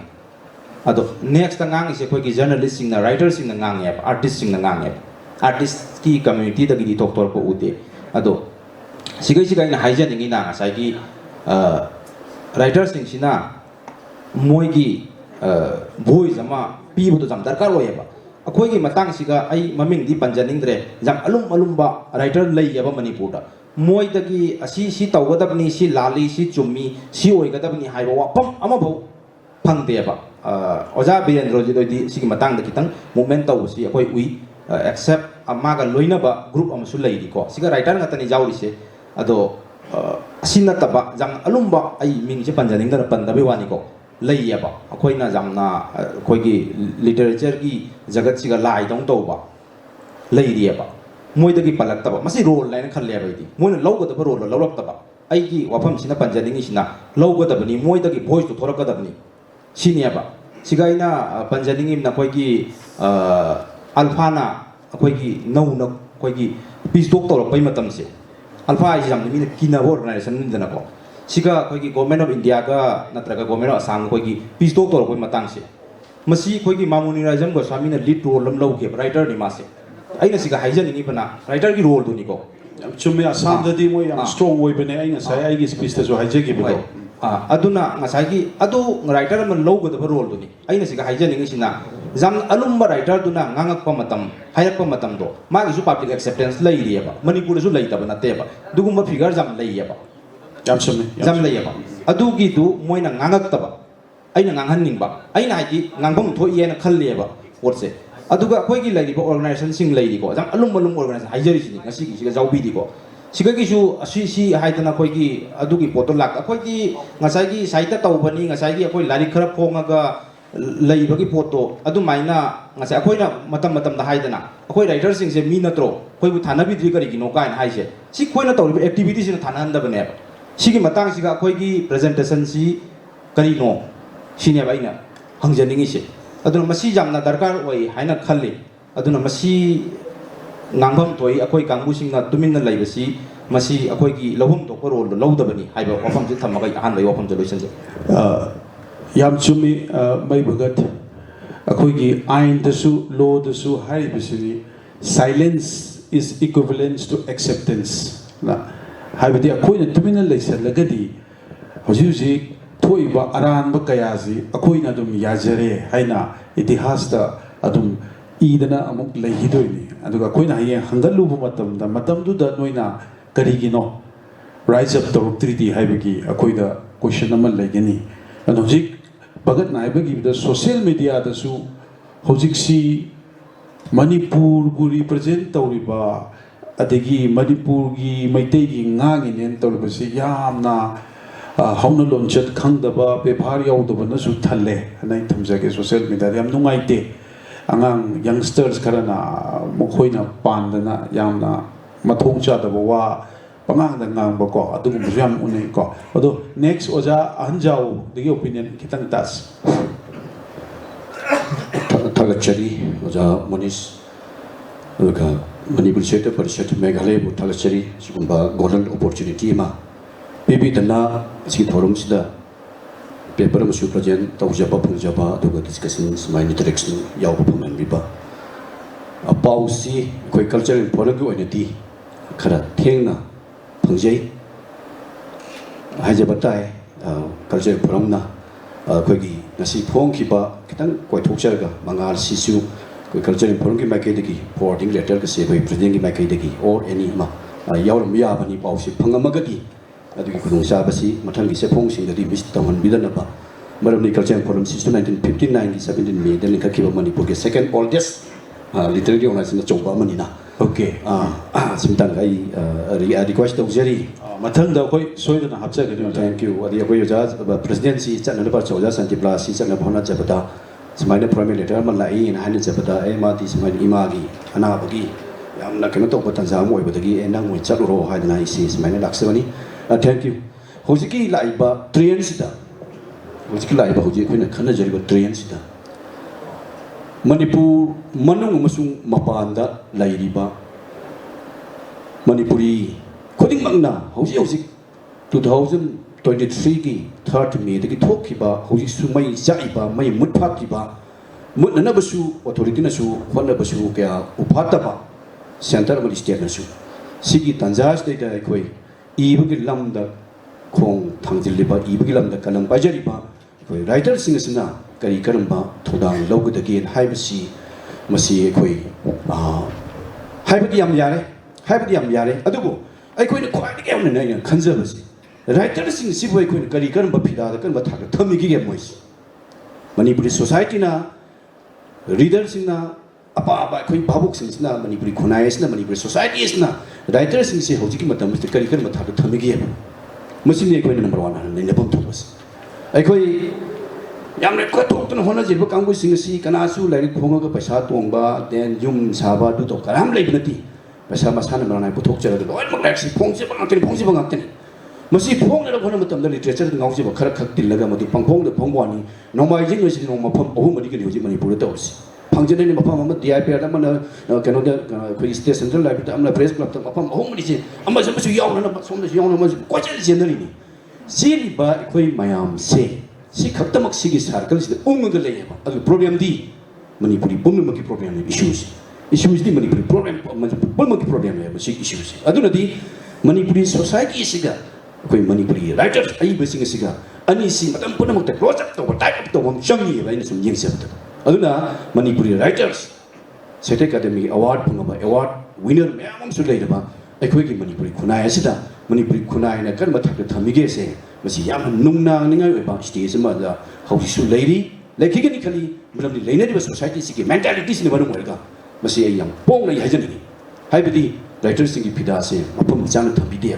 angau phoi na kai nom sum ubi badung na to bi ba ka hetare sum ba su yaw de bunati imung abugi manung da tholak matam da family members sing na ma encourage to da gadi ma na kamai to kolom pai duri physically mentally ma won ma kamai support bi da gadi kamai kolom pai duri he sini ba lai phim si to sigi posma am thamjaraga aina mulak se ningidi hauji lai ba kai no sta ai koi 1709 na 48 pau to pan ki pamai bi matam da puyang mi thabu to kori lai I think 1926 7 years the person like I think 1991 the Anglo Manipur war to do like then when she was a child like too much she was a child like then 1970s the period of matamda Manipuri zonal me am since I was in the city mai ho mukai he was a jojan and said pan big putok I think 1990s the decade of matamda cookie nagagi then mai take pangagi ticket am lakri sigi matamsta aramam samrendana ai ngi ai paper response ma gi nusi thier ko puthok naga muste community amaga punna kuki naga maitai pangan myam sing si punna nusi channel le minna gi makta madu gi national integration da kamule na harmony da base da ma gi nusi thier ko puthok na ekoi myam sing se mai le minna ga di ke da gi kai du no ka hai bi wakal mo pung phan phongdok ba aramam samrendri kui me am puthok re sigi marak da amuk ekoi pun sing si ekoi culture ekoi language na ekoi literature na pun sing si amadi ke masi thong sar bridge dor masi lali bane to aduna culture ki through the literature ki through the language ki through the then polo ta mun aktar ka su ekoi gi lairi pa Manipur ki hojik lairi pa kan wase situation is da kan globalization ki persi la matam ja ekoi gi ima gel halaman mayam sing is na mathan da masu sing si nuksi na pop tharga punga wari lebi ba naksomi sei spi ba sum masi garam bai mung thojik lei bage masi roi mun grabani ko gi kano sin mobile mun grabani masu du pangge phangre mobile pai le thokre karam phungre aduna ko isi amuk handara pangan matam da leiri ba halaman sing asina big level masu sing sibu na kon jerga ekoi hau ki bagi haurak bagi lutsi makoi da masak mun na khangal laga how gi bagi khoi generation se tung da la ka generation sing sina mafu mun na khangal mi khuluk sa mama masi thamba sisu ekoi ai basing sing ka no thodang mani de amada amuk hojik chai ba mais da ekoi gi nuksi khel gumba drama yam tarkar oiri koi oja moniski hi drama puthokre nuksi khel gumba drama si yam tarkar oiri aduna nakal ani makta or lei pa community sing asida ekoi matam pun mu tightly closely nuksi na nuksi sana na le mina ba yaba du gumba se suppose se ko ja ke bi ken matam puthoki ba kanogi industry the charge of light brigade to ko Russia ki sewol to bala mi sakro ko British ki masing tingam dabla mi sing siga lan so na matam da madu ki kano se polai ne som se ko ki bandi matram na masi Indian people me am sing si mikap to han da ki ne da mai to na kanglu kuding mak sing se ko mikap to la ga ko hana ki pot da hanjil pa ya ba du makhar ki message pi ba ya ba kano si ai basi ya matakal oi bra hai tin ho ki pong sa ba kano si da masina hai ba di madu ki pot da amma ga interpret to the mediator oi ki mong da thong sa kan da asong ki so ko song ki su masi putok pang na da bi mak da madu mohau chupan mangam ba kui presentation masi kui kulan to me am si si kano si ai ko gi matam si gi hoji ki ai basi masina mapung oi na khut tha ba takal oi bra hai basi ai thamje ki han boi thank you noise ya mathanda oja Priyabarta wahi khardang Aba mutada jamunis amadi mangda lengchan piriba bayam punamang kong manjari oja oirubagi hongnaba hanjaw bani si concept si haibe manarami ai hajege thangdagi nongmoidagi kolom hena thawi haidana Manipur gi situation dadi kolom sina khwaidagi thaudaba haiba posakadu oire kan ngang yate kan thabak toba yate nong hek ngang baga lokapta leibagi phibam da lei masi atopa state singda political kano mayamna mateng pangi Manipur gi dadi makoina singthana bo honai maru oina literature da masi ai ihala na thamjage yamna nungai ba situation amaga asumba ai isada thokiba Manipuri Sahitya Parishad ki secretary ojerubadagi phangkiba dosa ama ngasidi bayam tembiri basi sigi mafamda ai lithok sage me homda 23 ge me homda thokiba tawdo do koi vice president lakana ai DMU ki oja amo oina mana ma dana Manjari University da karo phangsalam da wanga ngai da Facebook da ngasai oja hanjang na hai thengna jabani masigi matam masi akoi annual section gi akoi gi ahal oikraba North Secretary Tawiri ba culture da thawai lupiri ba ma decide da thawai lupiri ba sinsigi kanna makhoi da upadhi sen gi mana pina ba confidential thabagi thabak kan sathari ba matam ne sathari ba matam asdei da kamaina tawgi haiba matam da kana na bu haidana aigi number se khangi bano kamain tawna lawri bano masak khang da ba arnot parcel kharana aingon da phone torki Laibaki asukyamna waraba matam masida sahitya kala na laibak kan bangam gadori bra haidana masi mayam not toksan biu ko ai hai asigumba thodok ama tholakani khangdadana akoi sigumba confidence singa se thabak oina pangtok sana ba sahi gi oiba tawdaba yadraba akoi gi thodang amani na tawjerubani akoi hajikti lepsare haidana dumaina tawrakada makoi da kunjai akoi Isana khangna hana lepjagrabani haibase ai adum haijaraga makoida nonjaki ngasi aduga matam khara kusala bai ai phana kuina kano adu ai sakhang da baina tawrakanda ai gonda save tawraga thamjarambani mathi phattaba kano tholok ba yai haidane mutha chagre chini thenari se Manipur society da haji haji thenari base ai haijage ai gi oba wa khalon pongdok sage akoi Manipuri Sahitya se akoi gi ahum thona tangka ahum thona oja hanjangna so hai kare before 18th century mamang sida isagi oipa arepa sahitya lejaraba mapung phana sahitya lejaraba adugumba Manipuri Sahitya neba masidai da yaudaba mata leite ba prakriti bu sai thaba akal thau sai thaba ainam yaure nu sinungo sai thaba masi aina aikoi aigi tam da haijege foundation neba foundation na matom maton sagat pada koi kesu ki ningai leite ba Then Anisuba koigi medieval period had the 19th century dina 19th century box the lady besina koigi amarom da koi layam na laiba phaba matam period amani haina lausi aduga matam khara akoigi loan akoigi ie ta season naru da bugi da mukta de amuk laiba thibane ne lauseba yum sare foundation linga gati madu da hapning ba ong da seming ba mong da koina semba ya bagi kaino do akoi phangki heba ngasai gi aigi satra satri sing hajarage aino zawai banina makoina public bada ngasai gi mahakai ba epic kaina tawli badu 18th century de 19th century phau da makoi gi somki kaino do lakta di koi da phangoi hajan ningi di modern period se lakpo matam da 1891 je koina kol tawi moru oina koi Manipuri Sahitya sujari basingna ngasai koi gi kaino na oja koi gi president oja joina haibeki masi yamna nungai ba kano amani oja de ge na kitang ngangkhatsaraga 1965 tagina 2000 phawsi yamna lingba Manipuri Sahitya gi pothok mayam ma phangkiba matam ne na haijagi adugi matungda lakko singa sina amu ai yamna amamba masung anganba anigi marakta timba Manipuri Sahitya gi kanone haina thamjage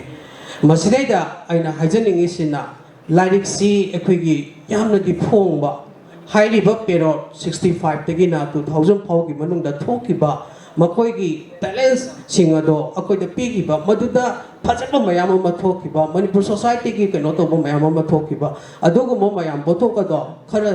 ꯊꯣꯛꯇꯕꯗꯤ ꯅꯠꯇꯦ ꯊꯣꯛꯑꯦ ꯈꯔ ꯋꯥꯅ ꯊꯣꯛꯑꯦ ꯂꯥꯏꯔꯤꯛꯇ ꯄꯐꯣꯡꯗ ꯐꯣꯡꯉꯒ ꯂꯥꯏꯔꯤꯛꯇꯨꯗ ꯀꯔꯤ ꯍꯥꯏꯅꯤꯡꯉꯤꯕꯅꯣ ꯀꯃꯥꯏꯅ ꯇꯧꯔꯤꯕꯅꯣ ꯍꯥꯏꯕꯗꯣ ꯀꯟꯁꯦꯞꯇꯨ ꯐꯖꯅ ꯈꯪꯗꯅ ꯑꯩ ꯂꯥꯏꯔꯤꯛ ꯑꯃ ꯐꯣꯡꯍꯧꯗꯕ ꯌꯥꯗꯦ ꯑꯩ ꯂꯥꯏꯔꯤꯛ ꯑꯃ ꯏꯔꯦꯅ ꯐꯣꯡꯕꯁꯤꯃꯁꯨ ꯑꯩꯒꯤ ꯑꯣꯏꯅ ꯍꯥꯏꯖꯕ ꯇꯥꯔꯦ ꯑꯏꯕꯁꯤꯡꯗ ꯀꯩꯁꯨꯗꯤ ꯀꯩꯅꯣ ꯋꯥꯔꯧꯖꯕꯗꯤ ꯅꯠꯇꯕ ꯈꯔ ꯃꯗꯨꯗꯒꯤ ꯍꯦꯟꯅ ꯁ꯭ꯇꯗꯤ ꯇꯧꯔꯀꯥꯟꯗ ꯑꯈꯪ ꯑꯍꯩ ꯈꯔ ꯇꯥꯟꯅꯔꯀꯥꯟꯗ ꯀꯃꯥꯏꯅ ꯄꯨꯊꯣꯛꯁꯤꯒꯦ ꯀꯃꯥꯏꯅ ꯇꯧꯁꯤꯒꯦ ꯀꯥꯏ ꯇꯧꯔꯀꯥꯟꯗ ꯐꯣꯡꯍꯟꯅꯤꯡꯕꯒꯤ ꯃꯇꯥꯡ ꯑꯃ ꯂꯥꯛꯑꯦ ꯑꯩꯅ ꯑꯃꯨꯛ ꯂꯣꯏꯁꯤꯟꯕꯗ ꯑꯩꯒꯤ ꯋꯥꯐꯝꯁꯤ ꯂꯣꯏꯁꯤꯟꯕꯗ ꯍꯥꯏꯖꯅꯤ 2023ꯗꯒꯤ ꯍꯧꯖꯤꯛ ꯌꯥꯝꯅ ꯍꯧꯖꯤꯛ ꯃꯩ ꯆꯥꯛꯏꯀꯣ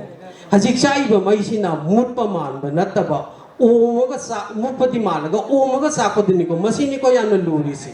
ꯃꯁꯤꯅꯤ ꯌꯥꯝꯅ ꯂꯨꯔꯤꯁꯤ ꯍꯧꯖꯤꯛ ꯑꯣꯝꯃꯒ ꯆꯥꯛꯄꯁꯦ ꯀꯔꯤ ꯇꯧꯔꯛꯀꯗꯣꯏꯅꯣ ꯍꯣꯔꯦꯟ ꯀꯔꯤ ꯇꯧꯗꯣꯏꯅꯣ ꯍꯦꯛꯇ ꯈꯪꯕꯖꯥꯠ ꯅꯠꯇꯦ ꯑꯣꯝꯃꯒ ꯆꯥꯛꯏꯕꯅꯤ ꯍꯧꯖꯤꯛ ꯑꯣꯝꯃꯒ ꯆꯥꯛꯏꯕꯅꯤ ꯑꯗꯨꯅ ꯑꯁꯤꯒꯨꯝꯕ ꯃꯇꯝ ꯑꯁꯤꯗ ꯑꯩꯈꯣꯏ ꯂꯥꯏꯔꯤꯛ ꯏꯕꯤꯔꯤꯕ ꯂꯥꯏꯔꯤꯛ ꯐꯣꯡꯕꯤꯔꯤꯕ ꯏꯕꯤꯔꯛꯀꯗꯧꯔꯤꯕ ꯐꯣꯡꯕꯤꯔꯛꯀꯗꯧꯔꯤꯕ ꯑꯣꯖꯥ ꯑꯣꯖꯥꯅ ꯍꯥꯏꯈꯤ ꯄꯣꯁ ꯃꯣꯗꯔꯅꯤꯖꯝꯗ ꯑꯩꯈꯣꯏꯒꯤ ꯏꯖꯝ ꯑꯃ ꯑꯩꯈꯣꯏꯒꯤ ꯑꯔꯤꯕ ꯀꯩꯅꯣ ꯃꯌꯥꯝ ꯑꯃ ꯑꯩꯈꯣꯏꯅ ꯑꯃꯨꯛ ꯊꯨꯒꯥꯏꯖꯔꯒ ꯑꯩꯈꯣꯏꯒꯤ ꯑꯅꯧꯕ ꯄꯣꯠꯊꯣꯛ ꯑꯃ ꯄꯨꯊꯣꯔꯛꯄ ꯃꯇꯝꯁꯤꯗ ꯏꯁꯥꯒꯤ ꯑꯥꯏꯗꯦꯟꯇꯤꯇꯤꯁꯤ ꯐꯖꯅ ꯈꯪꯅ ꯀꯜꯆꯔꯁꯦ ꯈꯪꯅ ꯑꯩꯈꯣꯏꯒꯤ ꯀꯩꯅꯣꯁꯤ ꯀꯟꯇꯦꯝꯄꯔꯔꯤ ꯁꯤꯆꯨꯋꯦꯁꯟꯁꯤꯗ ꯃꯗꯨ ꯈꯪꯅ ꯄꯨꯊꯣꯔꯛꯄ ꯃꯇꯝꯗ ꯑꯩꯈꯣꯏꯒꯤ ꯐꯥꯎꯟꯗꯦꯁꯟꯗ ꯂꯩꯈꯤꯕ ꯑꯔꯤꯕ ꯃꯌꯥꯝ ꯑꯗꯣ ꯄꯥꯟꯁꯤꯜꯂꯦ ꯍꯥꯏ ꯀꯥꯟꯗ ꯑꯩꯈꯣꯏꯅ ꯈꯨꯗꯣꯟ ꯇꯝꯃꯛꯄ ꯃꯇꯝꯗ ꯃꯈꯣꯏ ꯀꯩꯁꯨ ꯆꯦꯅꯤꯡꯉꯥꯏ ꯂꯩꯇꯦ ꯑꯩꯈꯣꯏꯗ ꯍꯧꯔꯛꯂꯤꯕ ꯂꯥꯜ ꯑꯁꯦ ꯃꯈꯣꯏ ꯀꯩꯁꯨ ꯆꯦꯅꯤꯡꯉꯥꯏ ꯂꯩꯇꯦ ꯃꯣꯏꯒꯤ ꯀꯩꯅꯣ ꯀꯔꯤꯝꯇ ꯂꯩꯕ ꯅꯠꯇꯦ ꯑꯁꯨꯃꯥꯏꯅ ꯑꯩ ꯌꯥꯝ ꯆꯦꯛꯁꯤꯟꯅ ꯑꯩꯈꯣꯏꯒꯤ ꯀꯜꯆꯔꯕꯨ ꯉꯥꯛꯅ ꯑꯃꯁꯨꯡ ꯑꯥꯏꯗꯦꯟꯇꯤꯇꯤ ꯈꯪꯅ ꯑꯩꯈꯣꯏꯒꯤ ꯂꯣꯟ ꯐꯖꯅ ꯐꯣꯡꯗꯣꯛꯄ ꯍꯩꯕ ꯀꯩꯅꯣ ꯇꯧꯕ ꯃꯁꯤꯗꯩꯗ ꯊꯝꯖꯔꯦ ꯍꯥꯏꯔ ꯀꯥꯟꯗ ꯑꯩꯈꯣꯏꯅ ꯍꯧꯖꯤꯛ ꯍꯧꯖꯤꯛ ꯊꯦꯡꯅꯔꯤꯕ ꯁꯃꯁ꯭ꯌꯥ ꯑꯁꯤꯗ ꯑꯏꯕꯁꯤꯡ ꯑꯁꯤꯅ ꯌꯥꯝꯅ ꯏꯆꯪ ꯊꯧꯅ ꯊꯧꯅꯥ ꯐꯅ ꯑꯩꯈꯣꯏꯁꯨ ꯁꯔꯨꯛ ꯌꯥꯕ ꯉꯝꯒꯅꯤ ꯍꯥꯏꯕꯁꯤꯃ ꯈꯟꯖꯩ ꯑꯩ ꯑꯈꯪꯒꯗ ꯍꯥꯏꯖꯒꯦ ꯑꯩꯒꯤ ꯏꯅꯥꯎꯁꯤ ꯑꯩꯈꯣꯏꯒꯤ ꯗꯔꯃꯥꯗ ꯃꯥ ꯔꯤꯁꯔꯁ ꯇꯧꯕꯅꯤ ꯀꯟꯍꯥꯏꯂꯥꯟ ꯄꯗꯃ ꯚꯨꯁꯟ ꯐꯪꯈꯤꯕ ꯀꯟꯍꯥꯏꯂꯥꯟꯒꯤ ꯇꯝꯅꯂꯥꯏ ꯍꯥꯏꯕꯗꯨꯗ ꯌꯦꯡꯕꯤꯌꯨ ꯃꯗꯨꯗ ꯌꯥꯎꯔꯤꯕꯁꯤ ꯌꯥꯝꯅ ꯁꯤꯝꯕꯣꯂꯥꯏꯖ ꯑꯣꯏꯕ ꯀꯦꯔꯦꯛꯇꯔ ꯈꯔ ꯌꯥꯎꯔꯤꯕꯅꯤ ꯀꯩꯔꯥꯛꯄꯤ ꯉꯥꯡꯕꯤꯇꯣꯟ ꯀꯅꯥꯅꯣ ꯃꯗꯨ ꯁꯤꯝꯕꯣꯂꯥꯏꯖ ꯑꯣꯏꯔꯒ ꯄꯨꯊꯣꯔꯦ ꯍꯥꯏ ꯀꯥꯟꯗ ꯃꯇꯝꯗꯨꯒꯤ ꯊꯧꯅꯥ ꯑꯩꯈꯣꯏꯒꯤ ꯍꯧꯖꯤꯛꯇꯗꯤ ꯀꯦꯕꯤꯅꯦꯠ ꯃꯤꯅꯤꯁꯇꯔꯒꯨꯝꯕꯅꯤ ꯃꯈꯣꯏꯁꯤ ꯀꯦꯕꯤꯅꯦꯠ ꯃꯤꯅꯤꯁꯇꯔꯁꯤꯡꯗꯨꯅ ꯇꯧꯔꯤꯕ ꯃꯈꯣꯏꯒꯤ ꯈꯨꯠꯇ ꯃꯈꯣꯏꯒꯤ ꯑꯣꯏꯕ ꯐꯪꯍꯧꯗ꯭ꯔꯀꯥꯟꯗ ꯏꯆꯝ ꯆꯝꯖꯕ ꯐꯨꯡꯒꯥ ꯋꯥꯔꯤꯗ ꯌꯥꯎꯖꯕ ꯆꯟꯗ꯭ꯔ ꯀꯥꯅꯥꯟꯒꯤ ꯄꯨꯟꯁꯤ ꯑꯃꯕꯨ ꯑꯃꯨꯛꯀ ꯍꯦꯟꯅ ꯇꯨꯝꯅ ꯃꯥꯡꯍꯟꯈꯤꯕꯒꯤ ꯊꯕꯛ ꯑꯗꯣ ꯊꯧꯅꯥ ꯐꯅ ꯃꯇꯝꯗꯨꯗ 60s ꯃꯇꯝꯗꯒꯤ ꯍꯧꯔꯛꯑꯕꯅꯤꯀꯣꯗꯣ ꯃꯗꯨ ꯎꯠꯊꯣꯛꯄ ꯉꯝꯃꯤꯕ ꯈꯨꯠꯏ ꯑꯗꯣ ꯑꯩꯈꯣꯏ ꯍꯧꯖꯤꯛ ꯏꯕꯒꯤ ꯗꯔꯀꯥꯔ ꯑꯣꯏꯔꯦ ꯍꯥꯏꯕꯁꯦ ꯑꯩ ꯃꯌꯥꯝꯗ ꯊꯝꯖꯒꯦ ꯊꯧꯅꯥ ꯐꯅ ꯑꯗꯣ ꯃꯅꯤꯄꯨꯔꯗ ꯌꯥꯝꯅ ꯇꯥꯡꯉꯤ ꯗ꯭ꯔꯃꯥ ꯏꯕꯁꯦ ꯗ꯭ꯔꯃꯥꯁꯦ ꯃꯦꯗꯤꯌꯥ ꯃꯈꯜ ꯑꯃꯅꯦꯅ ꯑꯩ ꯂꯧꯖꯩ ꯗ꯭ꯔꯃꯥꯗꯗꯤ ꯌꯥꯝꯅ ꯏꯆꯪ ꯇꯧꯅ ꯄꯨꯊꯣꯛꯄ ꯉꯝꯕ ꯁꯨꯃꯥꯡ ꯂꯤꯂꯥꯁꯨ ꯃꯦꯗꯤꯌꯥꯅꯤ ꯑꯁꯤꯒꯨꯝꯕ ꯀꯩꯅꯣꯁꯤ ꯄꯨꯊꯣꯛꯍꯟꯅꯤꯡꯉꯤ ꯏꯍꯟꯅꯤꯡꯉꯤ ꯀꯤꯐꯝ ꯊꯣꯛꯇꯦ ꯑꯩꯈꯣꯏ ꯑꯁꯤꯒꯨꯝꯕ ꯃꯌꯤꯗ ꯏꯔꯛꯄ ꯃꯇꯝꯗ ꯀꯅꯥꯅꯁꯨ ꯑꯩꯈꯣꯏꯗ ꯑꯔꯥꯟꯕ ꯇꯧꯔꯣꯏꯗꯕ ꯊꯕꯛꯅꯤ ꯍꯥꯏꯅ ꯍꯥꯏꯕ ꯉꯝꯒꯅꯤ ꯍꯥꯏꯕꯁꯦ ꯑꯩ ꯊꯥꯖꯗꯦ ꯑꯁꯨꯃꯥꯏꯅ ꯑꯩꯒꯤ ꯋꯥꯐꯝꯁꯤ ꯊꯝꯖꯒꯦ ꯌꯥꯝ ꯐꯖꯈ꯭ꯔꯦ ꯑꯣꯖꯥ ꯄ꯭ꯔꯤꯌꯣꯕꯔꯇ ꯄꯔꯐꯣꯔꯃꯤꯡ ꯑꯥꯔꯠꯁꯤ ꯌꯥꯝ ꯏꯝꯄꯣꯔꯇꯦꯟꯅꯤ ꯑꯩꯈꯣꯏꯅ ꯄ꯭ꯔꯣꯄꯒꯟꯗꯥ ꯑꯃ ꯄꯨꯈꯠꯄ ꯃꯇꯝꯗ ꯄꯔꯐꯣꯔꯃꯤꯡ ꯑꯥꯔꯠꯀꯤ ꯑꯆꯧꯕ ꯊꯧꯗꯥꯡ ꯂꯩꯔꯤꯕꯅꯤ ꯃꯈꯥ ꯇꯥꯅ ꯑꯣꯖꯥ ꯔꯥꯃꯦꯁꯣꯔꯗꯒꯤ ꯋꯥꯍꯩ ꯈꯤꯇꯪ ꯇꯥꯁꯤ ꯑꯁꯤꯒꯤ ꯃꯣꯗꯔꯦꯇꯔ ꯑꯣꯏꯕꯤꯔꯤꯕ ꯑꯣꯖꯥ ꯃꯅꯤꯁ ꯂꯣꯏꯅꯅ ꯂꯦꯡꯁꯤꯟꯕꯤꯔꯤꯕ ꯑꯣꯖꯥ ꯄꯨꯝꯅꯃꯛ ꯈꯨꯔꯨꯝꯖꯔꯤ ꯑꯩꯈꯣꯏꯅ ꯅꯦꯁꯟ ꯑꯃ ꯅꯠꯇ꯭ꯔꯒ ꯑꯩꯈꯣꯏꯒꯤ ꯃꯥꯒꯤ ꯐꯨꯔꯨꯞ ꯑꯃ ꯖꯥꯇꯤ ꯑꯃ ꯃꯨꯟꯅ ꯃꯁꯛ ꯇꯥꯛꯀꯦ ꯃꯁꯛ ꯈꯪꯒꯦ ꯍꯥꯏꯔꯒꯗꯤ ꯀꯔꯤꯅ ꯇꯥꯛꯀꯦ ꯍꯥꯏꯔꯒꯗ ꯑꯩꯈꯣꯏꯒꯤ ꯃꯥꯒꯤ ꯂꯣꯟ ꯂꯦꯡꯒ꯭ꯋꯦꯖ ꯂꯤꯇꯔꯦꯆꯔ ꯀꯜꯆꯔ ꯑꯗꯨꯒ ꯉꯁꯥꯏꯒꯤ ꯇ꯭ꯔꯦꯗꯤꯁꯟ ꯑꯁꯤ ꯃꯌꯥꯝꯁꯤꯅ ꯑꯩꯈꯣꯏꯒꯤ ꯀꯩꯅꯣ ꯇꯧꯋꯤ ꯑꯩꯈꯣꯏꯒꯤ ꯃꯆꯠ ꯑꯣꯏꯔꯒ ꯑꯩꯈꯣꯏꯅ ꯗꯤꯁꯥꯏꯠ ꯇꯧꯋꯤ ꯑꯁꯤ ꯃꯌꯥꯝꯅ ꯑꯗꯨꯝ ꯈꯪꯕꯤꯔꯦ ꯑꯩꯈꯣꯏꯅ ꯉꯁꯤ ꯑꯩꯈꯣꯏꯒꯤ ꯃꯅꯤꯄꯨꯔꯤ ꯂꯦꯡꯒ꯭ꯋꯦꯖ ꯑꯦꯗꯚꯥꯏꯖꯔꯤ ꯕꯣꯔꯗꯀꯤ ꯉꯁꯥꯏꯁꯨ ꯂꯦꯡꯖꯟꯅꯕ ꯂꯩꯕꯤꯔꯝꯃꯦ 8th ꯁꯦꯗꯨꯜꯗ ꯆꯜꯂꯛꯈꯤꯕꯁꯤ ꯀꯗꯤꯗꯒꯤ ꯑꯩꯈꯣꯏꯅ ꯐꯪꯉꯛꯄꯅꯣ ꯍꯥꯏꯔꯒꯗꯤ ꯑꯩꯈꯣꯏꯒꯤ ꯂꯣꯟ ꯑꯃꯗꯤ ꯂꯤꯇꯔꯦꯆꯔꯁꯤꯗ ꯕꯦꯁ ꯇꯧꯔꯒꯅꯤ ꯍꯧꯖꯤꯛꯁꯨ ꯑꯩꯈꯣꯏ ꯑꯣꯟ ꯗ ꯖꯔꯅꯤꯅꯤ ꯑꯩꯈꯣꯏꯒꯤ ꯍꯧꯖꯤꯛꯃꯛꯀꯤ ꯑꯩꯈꯣꯏ ꯐꯪꯗꯕ ꯌꯥꯏ aduna aikoigi on the struggle akoi adugi on the way le oja mind to kitang close oh thank you aduna aikoina aikoigi loan na se koi ima loan na si am nungsigadamni koi literature nungsigadabani aduna maram oraga koi ngasi mak mafam sidai koi pangthok liba program si hai liba ina panjak liba mayam si koi gi saukhan na bagi damakta tawrai bani hauji still koi masi growing ne adum koi no khangdabagi wani kana gu makrana adu hairaga su masi still growing ne koi gi yamna dynamic oiba journey mada chatliban akoina khange prithvi da ngasi akoige lingua franca oliba English language si yamna pikraba proof amana se ariba all English perata angle sections and juts and akoige tribe ohum si yam toina German tribe sing si yam toina akoige land tawdana akoige moisi kanadan leramani yam tena mamai thangda akoige Angles haiba groups sina haiba kenosi tribes sinchi moisi akoigi maitiba piraga moina occupy torpadagi haiba English language develop toraga atopa loan mayam dagi su makoina loan words wena adagi atopa akoigi loan still India ge Hindi loan se jungle laiba adagi veranda haiba dongan ba loan sing even maitegi language power akoigi adum loksen kineba mo anna ngasi di kai tawre hari achouba lona moina prithvi sida mana dominant tawribani adana akhoi gi su ngasai su khana bada dum yaw khre akhoi gi Manipuri maitei lon harga su Manipur khakta da ngang banate masi Bangladesh aduga Myanmar aduga hojikti atopa country da su mayama khak Manipuri citizens sing mayama khak le masi akhoi gi kenone south thok seningai ba akhoi gi pride ne masi kari na no harga koi literature and culture masida ikoina aduna ngasai gi tongan tongma ngasai ai inau koi gi dongbam Amarjit yamna magi species ai yamna appreciate tawi maram di ikoina yamna positive side amada satlaga hojik akoi ibe aba mai magi saireng de iningba poetry de iningba drama de iningba natraga satirical poems in de iningba mai thaningba khuttu thabiyo पादबा अखोगी Kharna पाजदबा वानी कनागुम्बा कांगुना फजना दुम पारिबन अदुना अखोगी सही खुदिगी अखोगी साहित्य अकादमी award सही खुदिंगे अखोगी Meitei Manipuri writers मयाम खक फंगी बसने अदुगे state award state Kala Akademi की अवार्ड इवन हुजिक 3 लाख पाव पीदना अमाउंट टू बिनते मसी राइटर्स सिंग सिदा अखोगी गनो तौरी एनकरेज तौरी बने अदु नोंग नोंगी हेंगले अइबे मसिंग हेंगले मणिपुरदा हुजिक थोइबा सिंगसिदा ngasai अखोगी इनाउ बगत ना बुदि हैफेट थंबिरमे अदुगो मणिपुरदा अदुके मतिक अखोइ हुजि अइबे सिंग थोएबा हंदक इरांग सिगा मरी लेनाना साइरेंग खंगदे वारेंग खंगदे अदुके मतिक याम थोखजाने अदा मतंग सिदा पंजनिंगबा अमना ngasai ओजा पियोना सु हैफेट पनग्रम कितंग क्वालिटी याम क्वाइदगी थोकपसे अखोगी साइरेंग नि aduna akoigi hoi aina sairengam phong khiba ama to khiba natraga lairi ama phong de madugi return di lakta ba yai adubu madugi kano khakta price khakta the value do to bigano ba aigi quality da to view normally madugi singsi akoi kana gumba group amana soidana parkeni aduga afaba lairi do di soidana maki madu kano adagi ngasai gi afaba lairi हाइबेटारे साइसिदे दंग साइ तामो के नोनसु police साबम बेरमनी नसु suggestion खरा तोरमबदा आइना note option जाहो आइसे सत सत जोंगा मतम जे लेतबने अखोगी writers मयांगी अखोगी कनो क्लब कुंबा नत्रगा सोसाइटी कुंबा हम लेरगा सी लेरे नसु गासु ताइ अखोगी लाइरिक अफबा सिंसे सिनी का हारगा अदुगा अफबा लाइरिक सिंग करी सिंसे अखोगी ममनगा से खरा होंदरगा मधु अखोगी कनो अखोगी इंटरनेशनल मार्केट तगा योनरबा अखोगी ब्रिटिश द फोंबा ब्रिटिश कनो सिंगसना पब्लिशर सिंगसना फोंबा लाइरिक सिंजे अखोई लेबा ngamde ayamana ado karamba makhala madi lei ELBS thaba lairi am lerm ganeba maduda low price edition tharam ganeba ko masi yam hong ganeba kana gi no si Indian akogi readers adagi third world countries kharga adugum balaiwak sing sina पाबदा लुपा लिसिंग हम पीबदो लुपा चहुम पीनी चनियां थै पीने तो अदुमाय तौदना अखोय गिसु अफबा lyric सिंसे world market फंगहननबगी अदुमगी podcast से अखोय society अमा और club गुंबामनगा अखोय writer मयांग we गेनोम तरोगा मसी तौबगा यागने न खल्ले सि याब्रा अदे आई सि याम हाइनिंगबदी लेरगसो आई जस्ट कनो पॉइंट अमतंगा अदुगा आई बसिंगना अखोय फाइदगी मरु ओइबम खक लैये फाइदगी मरु ओइबा करिनो हारगदी अखोयगी बुक सिंसे खल्ले कानसे मणिपुरदा तोयना थोपनिको फोगा मे खोला मे खान कांदा आई कॉपी एमता बाउ लैत्रे ने थिनबदा खरगा अखोयगी अखोयनदी अहल सिंग लैत्रे नत्रगा माइगी लाइरिक दुगी क्वालिटी दु खंगनरक्तना हौजि थिनरेबा लाइरिक तु थिबदा फंगदेबा मसी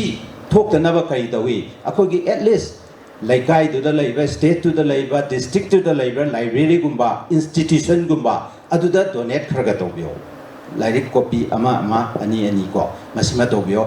इंस्टीट्यूशन दुदा लैखिबा लाइरिक अदो लाइब्रेरी दुना अदुम मदु टेक केयर तौरनेबा अदै ख्वाइदगी मरु ओइबना कैदौ करिनो हारगदी इंडिया दा नेशनल लाइब्रेरी को खरा लै दिल्ली दामा अदगी अखोयगी दि ख्वाइना पसि कोलकाता ने अलीपुर दा नेशनल लाइब्रेरी कोलकाता मसिदा कॉपी अनि खतंग थाबिरो मदो मतम सुपगी दुम लैरने इसागी मसिमा राइटर्स सिंगसिना नेशनल लाइब्रेरी कोलकाता सिदा मैतै नुपी मसाम सु लैबने आदा माना सु याम तोयना अखोयगी कॉपी खरगा राइटर कनो सि पब्लिशर सिंगसिना मसि खरगा थाबिर ओना हाय अदुना राइटर सिंगसिगी थौदांग यामना चावी ngai pain is mightier than the sword अखोयना चलगा लान कापना रुगदम नाते अखोयगी पांगंदी करिनो कोलोम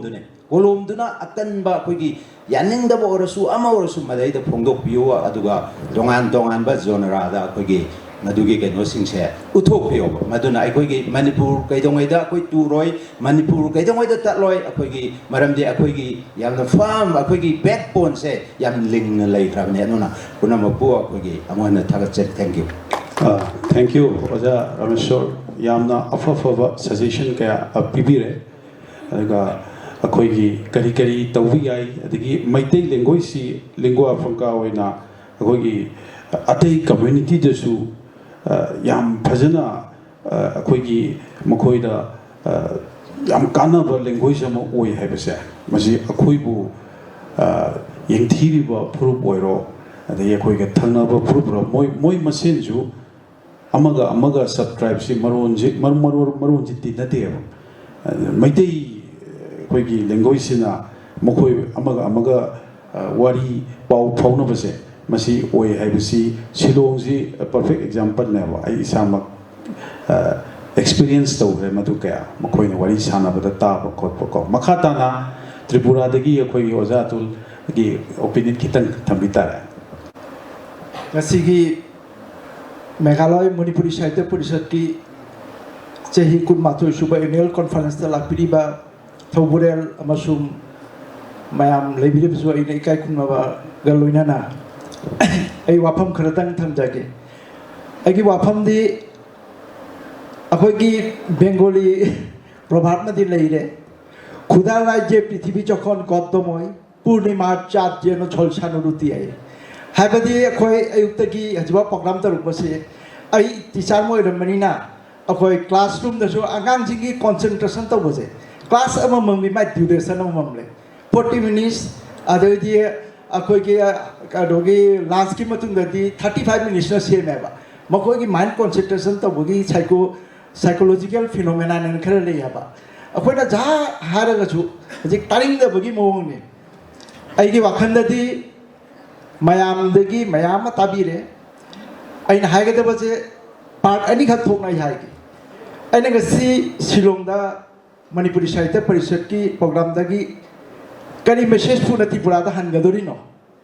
असे की वफम मनी अदे त्रिपुरादा लेरिबो मैतेदा ऐ करी पाक चाउना करी मेसेज हंदोकपा जाय ऐसे असाई मांगदा फम्मगा असे थिगलपनेबा ओजा मयामदगी मरम मयाम हाइबीरे ऐसे जान हजी त्रिपुरादा लेरिबा गवर्नमेंट की मणिपुरी लैंग्वेज डेवलपमेंट बोर्ड की मेंबर मनी अखोय सिगा लिंग ओजा एल बिरमंगजु एडवाइजरी बोर्ड मेंबर नि अखोय त्रिपुरादा स्कूल कुनमरीदा मैतेलोने स्कूल हजी तंबीरी ओजा दी लौदे अदो अखोय ममांगदा लेबा ओजा मणिपुरी ओजाई जी बाको दुए अपॉइंटमेंट लहल ले डायरेक्टर का हाइना ना अदो करिमाना तो मणिपुरी लैंग्वेज तापी न बगे खो होनरी अदो मणिपुरी लैंग्वेज सी डेवलपमेंट तो वेदा करी करी मैचाक ले हजी विद्यारानी ना माकी थीसिस पाबा मतमदा अइना ओजा मर्जिद इनाक तफमी अइना हाइबा ngasi ki thesis me amje punamak ti lokot pa jai aina puning madi thesis ama ti lei de akoi tipura da pura kana ga ba adu haire ga akoi ki oja biram ngol na di maki thesis se lawni haire ja ai chu same support tawre adu ai wari matang haje ningi 2024 ki 19 September da I Manipur chaki akoi satho lu adu di patriotic writer furana silla ga RKCS अमसुम RK कोमलजे की मबुबन पांदोपगी थोरमगिदबा अदुगा इना चटपदा अदुगा की message में पुलाई अदु message तो गसे सिदा हाइगे आइना अकोगी ग्रुप तगी मिनि पांच चपनी अकोगी प्रेसिडेंट जो जावे अको एडवाइजरी बोर्ड मेंबर राइटर मैं अमजु चले मसा मसा ना शेरिंग पूरागा चटपा शेरिंग इबाइजु शेरिंग पातोपा जावे शेरिंग सिदिनबा अदुगा आइना मकोइना 19 दा चले इना 20 दा चले अगर चपन से इथोंदा चले अगर ट्राई इम्फल सम्लना है अगर ट्राई इम्फल कुम्मग एयरपोर्ट आई वाशरूम चंगुना थोलपदा अखोगी चपीनब पैसेंजर मैम लोई कुमना चखरीना अजे लास्ट पर्सन चले है मांग बिहारी खर चलमी मोगा थंगना चलीमी मोजे गेट कीपर गेट से हेक चेकअप तो लाथोके मणिपुर आईफेल की पुलिस अहम लागे थत्ले थत्लगा हंगे मिंजे हिंदी ना आपका क्या नाम है अना हंगे आई असेंग मणिपुरी नीने त्रिपुरा दी लाई मेन ओ जा सिंग नातंग लवे इति चम चम न चले द केनो करी आइडेंटिटी कार्ड चाव गए आई आइडेंटिटी कार्ड एगी दि जावडी ने अदो आइडेंटिटी कार्ड सिबु लौदु उत्तुरि जे एगी तर ना मोय ए मांग सखिब मैम दि हंगदे करी के मोदा हंगी माने फर्स्ट क्वेश्चन हंगे बा दो कोई सारना लावय ना है आई पुछले मनंदा स्टार न मणिपुर पुलिस लेरमे अद आगे आधार कार्ड एंगा फरे काउंटर चलो है काउंटर चल लुपा चाम पीवे करीगिनो आबू NRC चार्ज लुपा चाम पीवे NIP ILP हाँ ILP चार्ज पीवे ना है ऐना ILP चार्ज है करीनो भाप तानम जाए नते अच्छी लुपा चाम पीता है ऐ वासी पैसेंजर से सुप पुनः से लोई चक्करे ILP चार्ज इथोंदे लौदोरी बायना ऐ हायबा अदो अदो मोइगदे आई हजि गांगना कानादे लुपा चाम पितोय पितो लोरगा इन हायरमेबा नोइना तौरिबजे थोकते आइना लाइजे करिगिनो खंग्रो आई RKCS की प्रोग्राम दा इबु इनविटेशन कार्ड से इबु लेबा लावना अदो हायबदो मोइ लोइ चक्रे पुलिस का से आई थोंदा लावरे पैसेंजर मैमदी इनाकल लेबदो मोइदो येंगेंगोंदा आई जे मणिपुर गवर्नमेंट दगी इनवाइट फंगागा लाखबनी अदोगी मणिपुर दा लेदिबा क्राइसिस येंगागा आई करिमाइन तो सोल्व तो बगी लेमेन मजो आई सजेशन मजो पीगा ना हायबनी अदरा नोइना तौरिसिदी नोइना सिगेजिगा मिते मसेंदा इगोंदा मिते जिगा इगोंदा पानन लेरे नाइ नमगदी चलो आई पुलिस तो डायरेक्ट हानि मणिपुर पुलिस तो नोइ नमगदी कुकी लेबम फन चलो नि सिथादोना अदुगा कुकी पानो जोना कुकी गा लेबम फन नोइ पाननम दे असिगा लागा असे मिते मसेंदा तौने असिने निने कुकी ने मिते हाली जायना मे भाई आई साउनी नाहारि मादि समयदि हिता ज्ञान लेते अदु एसु जायो आइगी बिटार एक्सपीरियंस पावाय अदुगा आइना हाइनिंगबना अखोय आइना नुमितरुनी अदुई मतमदु मणिपुर दा लई मणिपुर इम्फाल मनुंगदा आई नुमितरुनी आइगी नावनि पामगा ता कोइबसे मणिपुर मनुंगदा आइना कोइचा चन्ना लेबजे आई अखोयगी मणिपुर दा एथनिक क्राइसिस लई हेबजे आई फीलिंग्स तो बनमदे त्रिपुरा दा लेबदे दे तुम मजा दे मणिपुर चलगा दे तुम मजा करिगिनो आदि मनि इम्फाल मनुंगी मीजिंग अमगे थौ सानदबगी मोंगदा लेबि दुमाय थौरेबा अदे नुआलगा आई नावनि पाजाय आइने काय काय दा अखोगी रिफ्यूजी कुकीना तालकप लेबा मफम केम लेबा तो मनिगा चनिङाना अदो आई चलुई करम कॉलेज न अखोगी मोरांगम दा खरा चलगा कॉलेज मा दा लेरमे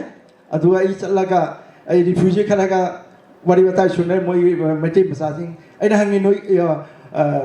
यामबजिंग बा अखोगी इमासिंग चले जे करी करी मोंग लेबा लेतबा इस अखोदी जामनल वाना लेगरपोनी आहा मामा द खरा फरमी हजिति गवर्नमेंट जो थौसाने येंद्रे हानगा तौरेबा आइना हायबा ए अखोदी त्रिपुरा दे लाखपनी जे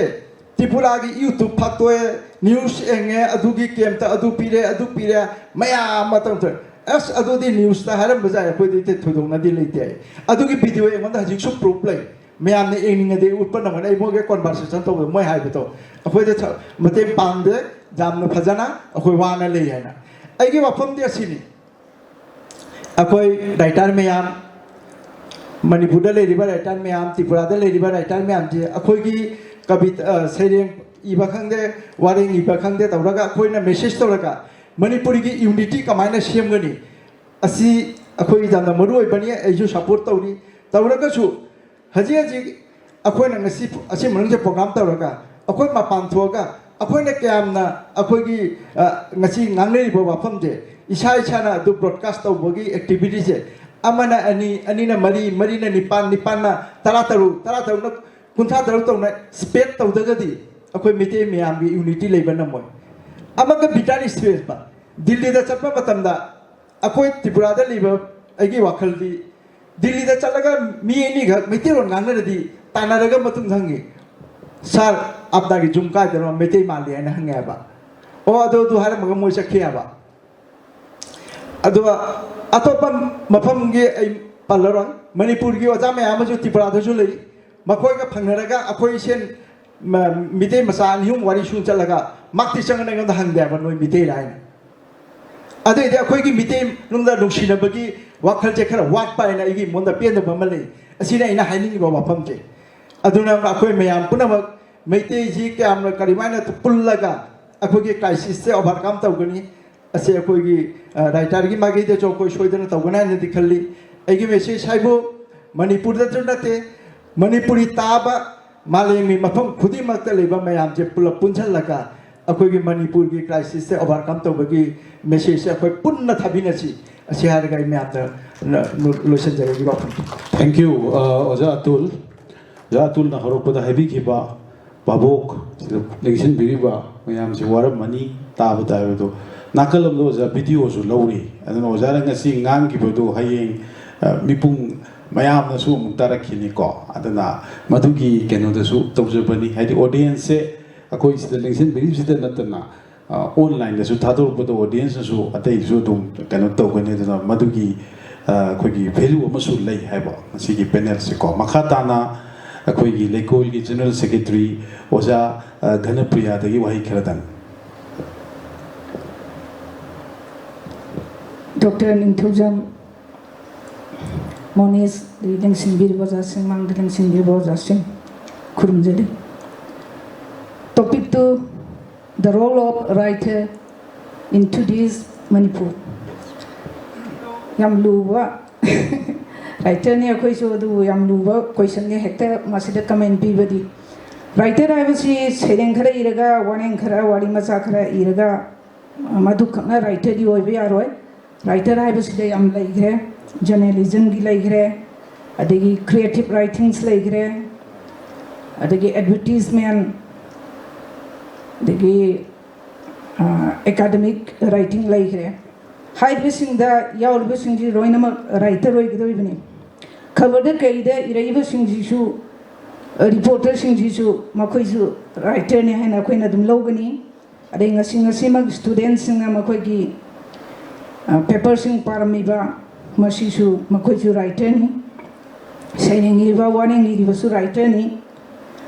ana writer na kari role log de writer yam freedom oi bene moi de yam na adu you adegi phajai na thra thi hai basu ya de ibira ko mayam da phajabana phajare thi bana thi bere kana bana kana re aduga writer I was the writers by nature artists मकोई की idea से मकोई न पीरी बदो कोई न लोक्सन बने कोई न तम बने राइटर्स सिंचिना मकोई की पुनिंग गोई बवा नत्रका मकोई की नॉलेज कोई न मकोई द पिरप्पा राइटिंग होई ना बुक होई न पिरप्पा दु अकोई न लोजे बने होई बाउंडरी द करी द चिंगा तम्या द लान तौने सी लान सी दे राइटर न चलु बया यारबा लान दे दु खत न ते लान दि am तोय इकोनॉमिक की अदगी नुपी की स्टेटस करा योगरे मणिपुर की अखोई की इकोनॉमिक करा योगरे सिजु राइटर ने थेंगना गदब लान थोमम चिंगा तमया द नोंगै पायरगा ꯆꯠꯂꯨꯕꯗꯨꯗꯤ ꯑꯩꯈꯣꯏꯒꯤ ꯏꯊꯤꯛ ꯅꯠꯇ꯭ꯔꯦ ꯑꯗꯨꯒ ꯂꯥꯟꯃꯤꯁꯤꯡ ꯑꯗꯨꯕꯨ ꯃꯈꯣꯏꯕꯨ ꯊꯧꯅꯥ ꯄꯤꯕ ꯃꯈꯣꯏꯕꯨ ꯊꯧꯒꯠꯄꯤꯕ ꯑꯩꯈꯣꯏꯅ ꯁꯩꯔꯦꯡꯅ ꯏꯁꯩꯅ ꯃꯈꯣꯏꯗ ꯊꯧꯅꯥ ꯄꯤꯕꯗꯨꯁꯨ ꯑꯩꯈꯣꯏ ꯔꯥꯏꯇꯔꯁꯤꯡꯒꯤ ꯏꯊꯧꯅꯤ ꯑꯗꯨꯒ ꯑꯩꯈꯣꯏꯅ ꯀꯔꯤ ꯇꯧꯒꯗꯒꯦ ꯍꯥꯏꯕꯗꯨꯗꯤ ꯂꯥꯟꯐꯝꯗꯤ ꯌꯥꯝ ꯌꯥꯝꯃꯦꯕ ꯑꯩꯈꯣꯏꯅ ꯊꯦꯡꯅꯒꯗꯧꯔꯤꯁꯤ ꯆꯥꯎꯈꯠꯄ ꯑꯃ ꯍꯥꯏꯕꯁꯤ ꯕꯣꯔꯗꯔꯗ ꯂꯩꯔꯤꯕ ꯂꯥꯟꯐꯝꯗꯨ ꯉꯝꯃꯒ ꯃꯥꯏ ꯄꯥꯛꯑꯒ ꯑꯩꯈꯣꯏ ꯃꯥꯏ ꯄꯥꯛꯄꯗꯤ ꯅꯠꯇꯦ ꯑꯩꯈꯣꯏꯒꯤ ꯋꯨꯃꯦꯟꯒꯤ ꯁ꯭ꯇꯦꯇꯁ ꯀꯔꯥꯏ ꯌꯧꯈ꯭ꯔꯦ ꯃꯅꯤꯄꯨꯔꯒꯤ ꯑꯩꯈꯣꯏꯒꯤ ꯏꯀꯣꯅꯣꯃꯤꯛ ꯀꯔꯥꯏ ꯌꯧꯈ꯭ꯔꯦ ꯍꯥꯏꯔꯤꯕꯁꯤꯡꯁꯦ ꯑꯩꯈꯣꯏꯒꯤ ꯀꯜꯆꯔ ꯆꯥꯎꯈꯠꯂꯒ ꯌꯥꯗꯦ ꯍꯥꯏꯔꯤꯕ ꯃꯌꯥꯝꯁꯤ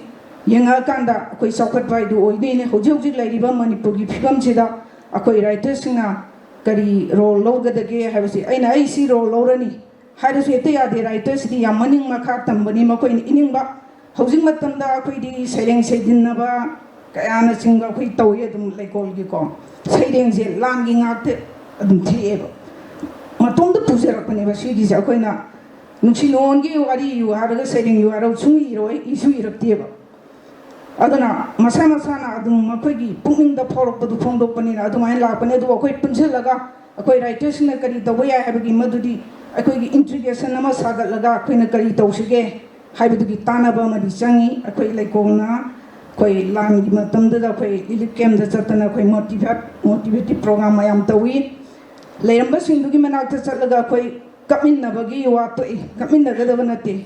makoida sereng thiali isai saali ngatong orsu makoiga awabdugi puthokpiraga aduga makoibu encouragement tawbirami thona pirami fight tawgadabani hairami adagi akoi oza longjam joy chandra lengsin biri Manipuri Sahitya Parishad ki office ta writer sing gauraga meeting tawi lan torpai matang dora akoi kari tawse habagi tumina lagi akoi writer sing adagi sumang lila kenoda Ibu yang mas mang lila da artist sing writer sing pull laga protest tawi asoba koi kari taw sige habagi khanna ba tawi adu khargi hena koi tawraga ai koi gi iram dam si kamaina ma sais da koi writer sing na koi kari tawai ke do hekdan si taw ganu na koi gi writing do ene yensen ba sum kya deba adagi mo youtuber sing kanu na ka haiba adagi khabar de ire sing sida ngasai gi advertisement the social media that masi kitang section bam changi sidi control to bom changi masidi da lan to diba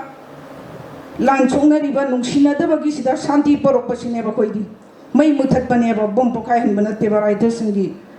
duty di aduga phagi lani sum thongna pibuduna aduna thongna ma phagi mating ma thongna ma reba nungsi bagi ayama tamda uji irakpa sereng ji laiba ning bagi seng irakani aduna ꯑꯩꯈꯣꯏꯅ ꯀꯔꯤ ꯇꯧꯒꯗꯒꯦ ꯍꯥꯏꯕꯁꯤ ꯑꯩꯒꯤ ꯃꯣꯠ ꯑꯣꯏꯅ ꯄꯤꯖꯕ ꯇꯥꯔꯕꯗ ꯑꯩꯈꯣꯏ ꯄꯨꯟꯁꯤꯜꯂꯒ ꯑꯗꯒꯤ ꯀꯩꯅꯣꯗ ꯋꯦꯕꯁꯥꯏꯠꯇ ꯑꯗꯒꯤ ꯌꯨꯇ꯭ꯌꯨꯕꯇ ꯅꯠꯇ꯭ꯔꯒ ꯁꯣꯁꯤꯌꯦꯜ ꯃꯦꯗꯤꯌꯥꯗ ꯁꯦꯔꯥꯟ ꯇꯨꯔꯥꯟꯕ ꯌꯥꯝ ꯃꯤ ꯅꯨꯡꯁꯤꯅꯗꯅꯕ ꯍꯥꯠꯁꯨ ꯍꯥꯠꯇꯕꯗ ꯍꯥꯠꯂꯦ ꯍꯥꯏꯕ ꯈꯠꯅꯔꯦ ꯍꯥꯏꯕ ꯑꯗꯨꯒꯨꯝꯕꯗꯨꯅ ꯍꯦꯟꯅ ꯏꯔꯥꯡ ꯊꯣꯛꯍꯟꯕ ꯁꯣꯁꯤꯌꯦꯜ ꯃꯦꯗꯤꯌꯥ ꯊꯤꯡꯖꯤꯟꯈꯤꯕ ꯃꯗꯨꯅ ꯑꯗꯨꯛꯀꯤ ꯃꯇꯤꯛ ꯁ꯭ꯇꯨꯗꯦꯟꯠꯁꯤꯡꯗ ꯈꯪꯗꯦ ꯑꯩꯈꯣꯏ ꯗꯦ ꯇꯨ ꯗꯦ ꯗꯦꯜꯂꯤꯒꯤ ꯑꯗꯒꯤ ꯑꯣꯐꯤꯁꯀꯤ ꯊꯕꯛꯁꯤꯡꯗ ꯑꯄꯟꯕ ꯀꯌꯥ ꯑꯃ ꯄꯤꯕ ꯃꯁꯤꯁꯨ ꯑꯩꯈꯣꯏ ꯔꯥꯏꯇꯔꯅꯦꯅ ꯂꯧꯒꯅꯦꯕ ꯃꯈꯣꯏꯁꯤꯡ ꯑꯗꯨꯁꯨ ꯑꯗꯩ ꯈꯕꯔꯗ ꯁꯦꯔꯥꯟ ꯇꯨꯔꯥꯟ ꯏꯔꯩꯕ ꯃꯣꯏꯁꯨ ꯔꯥꯏꯇꯔꯅꯦꯅ ꯂꯧꯒꯅꯦꯕ ꯑꯩꯈꯣꯏ ꯈꯛ ꯁꯩꯔꯦꯡ ꯏꯕ ꯀꯩꯅꯣ ꯏꯕ ꯋꯥꯔꯤ ꯃꯆꯥ ꯏꯕ ꯑꯩꯈꯣꯏ ꯈꯛꯇ ꯅꯠꯇꯦ ꯑꯗꯨꯅ ꯃꯈꯣꯏꯁꯤꯡ ꯑꯁꯤ ꯑꯩꯈꯣꯏ ꯄꯨꯟꯁꯤꯜꯂꯒ ꯑꯩꯈꯣꯏ ꯑꯗꯨꯒꯨꯝꯕ ꯑꯃꯗꯤ ꯇꯧꯕ ꯌꯥꯏꯀꯣ ꯀꯃꯥꯏꯅ ꯇꯧꯁꯤꯒꯦ ꯀꯩꯗꯧꯁꯤꯒꯦ ꯍꯥꯏꯕꯒꯤ ꯇꯥꯟꯅꯔꯒ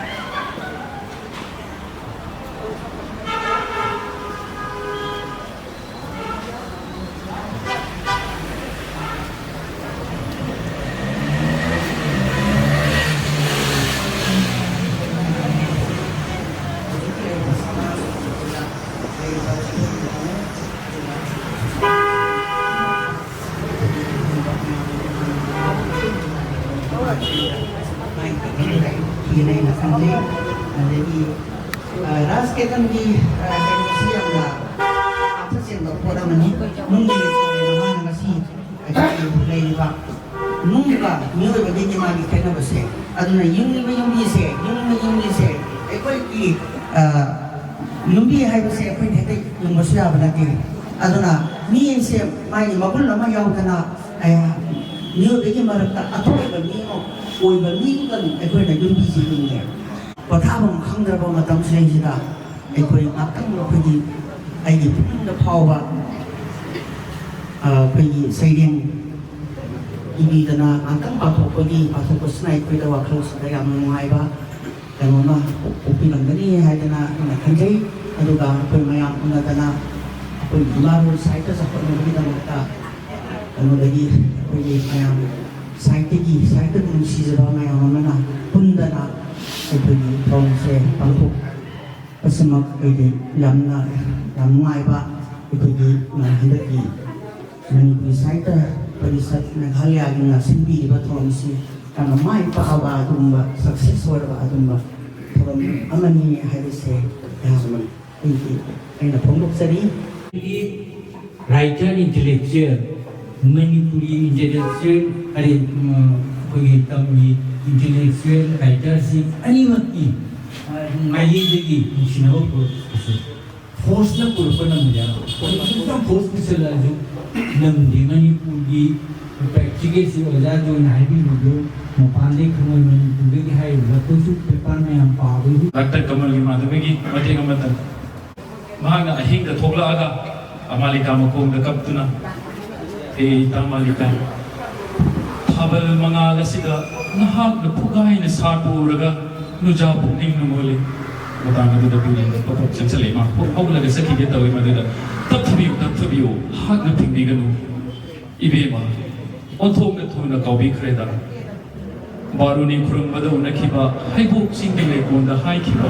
ꯄꯨꯝꯅꯃꯛ ꯅꯨꯃꯤꯠ ꯈꯔꯅꯤꯒꯤ ꯃꯇꯨꯡꯗ ꯀꯥꯎꯕꯤꯈ꯭ꯔꯕꯣ ꯑꯁꯨꯛ ꯊꯨꯅ ꯀꯥꯎꯕꯤꯔꯝꯒꯅꯤ ꯈꯪꯂꯝꯂꯕꯗꯤ ꯑꯔꯦꯝꯕꯗ ꯅꯨꯡꯁꯤ ꯋꯥꯈꯜ ꯇꯧꯗꯨꯅ ꯍꯛꯆꯥꯡ ꯃꯥꯡꯍꯜꯂꯝꯂꯣꯏꯗꯕꯅꯤ ꯎꯔꯤꯔꯩ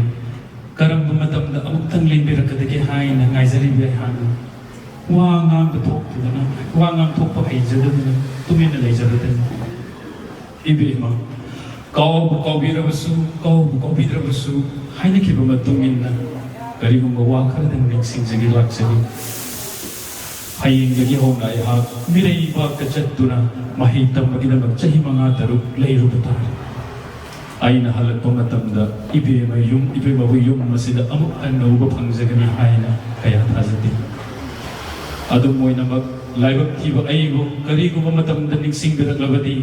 ꯊꯦꯡꯊꯔꯕ ꯑꯍꯤꯡꯗ ꯄꯨꯈ꯭ꯔꯤ ꯃꯄꯥꯟꯗ ꯍꯧꯔꯤꯕ ꯂꯩꯍꯥꯎ ꯄꯥꯝꯕꯤ ꯑꯁꯤꯗ ꯇꯣꯡꯗꯨꯅ ꯈꯣꯡꯕ ꯀꯣꯀꯤꯜ ꯑꯗꯣ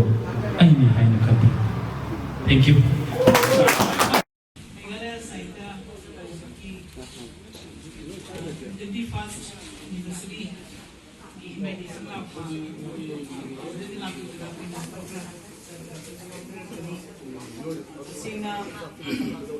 Mr. Arrangement of Yamiba, Mr. Mayam, the great site, organizers sing of the power, family, easy to family, thanks and then a lot of gratitude to the organizers of the Meghalaya Sahitya Parishad. Together with me, somebody we know, I didn't want to laugh at just the Pangiban, like what the concerns the Meghalaya Sahitya Parishad, airport, receipt of the welcome tea, when an after the Simili Bata, arrangement of proceedings, Academic University, academic proceeding, Myanmar, Myanmar, thesis scholars in that Pidana. Can you work because you might go to small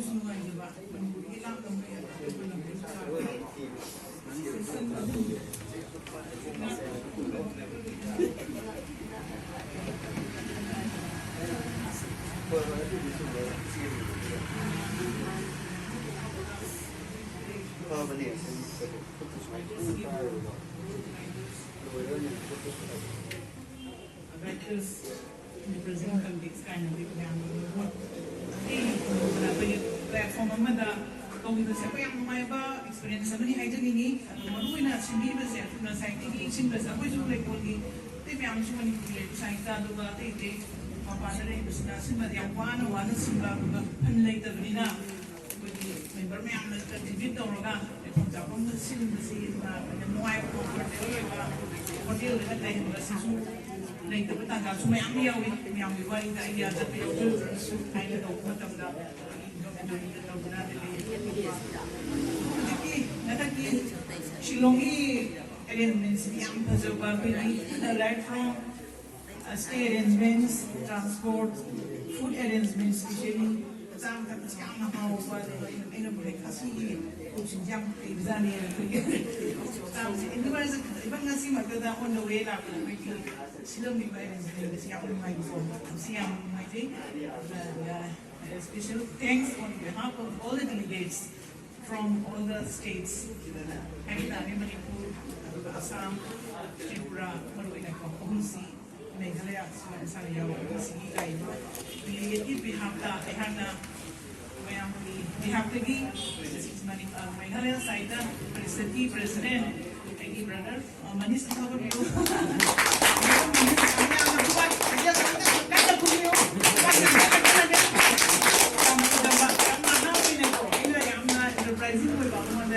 leadership quality ama aduna natana ma culture da ai na ta yamna lupsaba yamna pigi promote tong ni amoina brother amoina na ure ko yana hanasu pigi ministry father ko yamna da director winning da song and drama division ni program ma Manipuri culture se showcase to umra bani magoina lal kila da to kiba Manipuri sa Manipuri ni se photo kana India ki show di ojaraga 70-80% Manipuri ko mura kiya ay mo pina mana pam dupai banina madudi authority board lay banina to kiba adu ko manis na susda layraga culture gi to na mayam gi kana ba mayam ma lay bi sa organization sigi da pina mating lawraga tonga na piba nga mayam su lay ko personally or officially ki pang no mayam su man pang ni ko aduna I am very grateful to you. Your personal interest or passion like na to mani to bai so nagi thabang na tawre ha ita matam ne muduna di man taw so in my case da mu som da parishad ki mu taw na literature ki da kana mu taw kalen siya siyam thagani ngai ni as young wow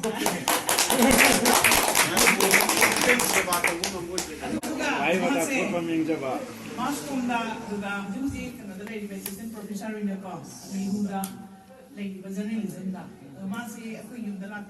yang pergi husband na wari sana si last year ke no adu ngi iba ni khamna da kaman di sila mane khande adu sila ngi kaman si namu na hawai pe la ga pi wari sa ku dra ha ga kaman si woi ne